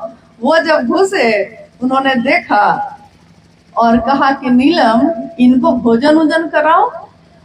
तो माँ जो है, माँ नीलम आनंद जी को शक तो हुआ इस बात पे कि बात क्या है कि ये हमको अंदर खाना के लिए भेजने लगे हैं, लेकिन शक से देखते हुए वो अंदर चली गई। जैसे ही वो अंदर गई, साहब ने उसको कहा कि वो जो पैसा लिए थे अभी अभी निकाल के सीधे बाहर रख दो, और ये जो गले में जो जो चीज है ना सब उतारो और यहाँ रख दो, और सीधे यहाँ से बाहर भागना, नहीं तो जेल में डालेंगे सीधे। अब वो घबरा गया बेचारा, सब उतार उतार के रख भी चुका था वो। लेकिन तब तक माँ नीलम आनंद आ गई, तो उन्होंने साहब से कहा कि आप सबको डरवा क्यों देते हैं? अरे जब मैंने पैसा दे दिया है तो कोई बात नहीं, देने दीजिए। तो खैर वो चले गए, आई गई बात हो गई। बात ये नहीं है कि तंत्र नहीं होता, तंत्र है, लेकिन तंत्र का अर्थ ही होता है प्रेम और समर्पण। तंत्र का अर्थ ये सब नहीं है ओझा गुनी झाड़ फूंक। जब आपके गुरु शिव स्वयं ही आचार्येंद्र हैं, महातांत्रिक भी वही हैं, तंत्र के भी ईश्वर कौन है? तो शिव स्वयं है। तंत्र के भी की भी जितनी धाराएं हैं वो कहाँ से निकली है? तो शिव से ही निकली है। जब राजा ही आपका अपना है, जब शिव ही अपना है, तो बाकी हमको किससे झरवाना है, किससे फुकवाना है? इसकी जरूरत कहाँ है? नहीं। एक बार एक राजा मुनादी करवा दिया। मुनादी मतलब समझ रहे होंगे आप। मुनादी मतलब होता है एक गांव में ढोल जैसा रहता है, उसको बजा बजा के गांव के लोगों को इकट्ठा किया जाता है एक जगह कि भाई सबको आइए, कोई सूचना देनी है। तो एक राजा ने मुनादी करवाई अपने राज्य में कि अगले दिन कल मैं अपने महल का दरवाजा खोल दूंगा और मेरे महल में कल जितने भी लोग आएंगे वो सारे लोग जो छू लेंगे हाथों से, जो भी छू लेंगे वो चीज उनकी हो जाएगी। अब जैसे ही राज्य के लोगों को ये पता चला कि राजा अपने महल में हर चीज देने को तैयार है, जो छू लेंगे सो मिल जाएगा, तो सुबह सुबह पूरे राज्य की जनता जो है महल के दरवाजे पे पहुंच गई। महल का दरवाजा खुला, प्रजा जो है जनता अंदर घुसी। कोई दौड़ के राजा का जो सिंहासन है जो सोना का बना हुआ है कोई उसको छूता है, कोई चांदी का बना हुआ सिंहासन है उसको छूता है, कोई बर्तन सोना का छू रहा है, कोई कुछ छू रहा है। जिसको जो छू रहा है मिल जा रहा है। और राजा अपने कुछ सिपाहियों के साथ एक तरफ कोने में खड़े होके सबको देख रहे हैं। एक व्यक्ति उस भीड़ में से तेजी से राजा के तरफ बढ़ा, राजा की तरफ आने लगा। तो सिपाही लोग जो थे राजा के पास, उन्होंने रोका, कहा कि राजा के पास क्यों जा रहे हो? लेकिन राजा ने देख लिया तो राजा ने कहा कि आने दो। राजा को लगा कि शायद कुछ मांगना चाहता होगा, तो वो तेजी से राजा के पास आया और सीधे राजा को ही छू दिया, गया और सीधे राजा को छू दिया। अब तो सारे लोग स्तब्ध हो गए, इसने तो राजा को ही छू दिया। तो जो राजा हो गया उसका, तो राजा की सारी चीजें किसकी हो गई? उसी की ना। जब राजा मेरा तो उसकी सारी चीज भी मेरी, जब शिव मेरा तो शिव की सारी चीज मेरी, जब शिव मेरा तो उनकी दया, उनकी धाराएं जितनी भी हैं, चाहे वो तंत्र हो, चाहे वो मंत्र हो, चाहे वो कुंडली साधना हो, उपासना हो, क्या ऐसा है जो शिव के शिष्य को उपलब्ध नहीं होगा? लेकिन वो मेरा हो जाए तब होगा ऐसा। और वो मेरा कैसे हो सकता है? मन ही मन उस शिव से दया मांगिए। हे शिव, आप मेरे गुरु, मशीन की तरह नहीं, आदमी की तरह, मशीन की तरह सीधे रटिएगा मत इसको, अपने मन में थोड़ा भाव लाइए और उस भाव से पुकारिए, पुकारिए स्वभाव से चिदानंद होइए, पुकारिए स्वभाव से। हे शिव, आप मेरे गुरु हैं, मैं आपका शिष्य हूँ, मुझ शिष्य पर दया कर दीजिए, मुझ शिष्य पर दया कीजिए। मैं किसी की बेटी हूँ, मैं किसी की पत्नी हूँ, मैं किसी की बहू, किसी की कुछ, किसी की कुछ, लेकिन शिव को कहते हैं कि मैं आपकी शिष्य हूँ, मुझ शिष्य पर दया कर दीजिए। और शिव की दया हो जाए तो क्या ऐसा है जो इस भूतल पे उपलब्ध नहीं होगा? किम न शुद्धते भूतले, क्या ऐसा है जो इस भूतल पे सिद्ध नहीं हो सकता? मन मजबूत होता है तो शरीर की बीमारियां ठीक होती हैं। साहब ने अपने किताब में लिखा भी है चर्चाओं में उन्होंने कितनी बार कहा कि मनुष्य की शारीरिक शक्ति से भी बलशाली होती है उसकी मानसिक शक्ति, और उसकी मानसिक शक्ति से भी बलशाली होती है आध्यात्मिक शक्ति। शरीर पे उन्होंने कहा कि एक गांव में आग लगा तो गांव में एक व्यक्ति सालों से लकवा ग्रस्त था, लकवा मारे हुए था उसको, तो वो अपने बिस्तर से हिल नहीं सकता था। खाना पानी लैट्रिन पेशाब सब बिस्तर पे ही होता था सालों से। एक दिन आग लग गई तो झारखंड में जैसे एक घर यहाँ है दूसरा घर वहां है, कहीं लग भी जाएगा तो दूसरे घर तक नहीं पहुंचेगा, लेकिन बिहार में चले जाइएगा तो एक घर यहाँ तो दूसरा घर उसी के दीवार पे चढ़ा के बना रहता है। अगर एक में लगा तो बारी बारी से सब में लगने लगेगा। तो वहां की घटना है कि आग लग गई, सब कोई चिल्लाने लगे। और जब प्राण का भय होता है तो उस समय आप देखिएगा कि हम भूल जाते हैं, ऐसे खूब कहते हैं मेरा अपना, तुम मेरे हो, तुम्हारे लिए हम चांद तारा तोड़ के लाएंगे। लेकिन जब प्राण का भय होता है तो सबसे पहले आदमी अपना प्राण बचा के भागता है। कोरोना आया था तो देखा था ना आपने, कोरोना आया था तो मेरे अपने को भी अगर कोरोना हो गया है तो हम उसको छू नहीं पाए थे हम लोग। प्राण का भय होता है तो पहले अपना प्राण बचाता है। तो घर के सारे लोग जो है वो प्राण बचा के बाहर भागने लगे। भागते हुए उन्होंने देखा कि जो व्यक्ति सालों से खटिया पे लेटा हुआ था, लकवा मारा हुआ था, वो सबसे आगे भागे जाता है, दौड़ के भागे जा रहा है। सबको लगा कि ये कैसे हो सकता है, इस सालों से हिलता नहीं था, हुआ क्या था। उसने देख लिया कि सारे सहारे छूट गए, कोई मुझको नहीं बचाएगा। जब तक उसको लगता रहा कि सब है मेरे लिए देखने वाला, वो अपना मानसिक शक्ति लगाया ही नहीं।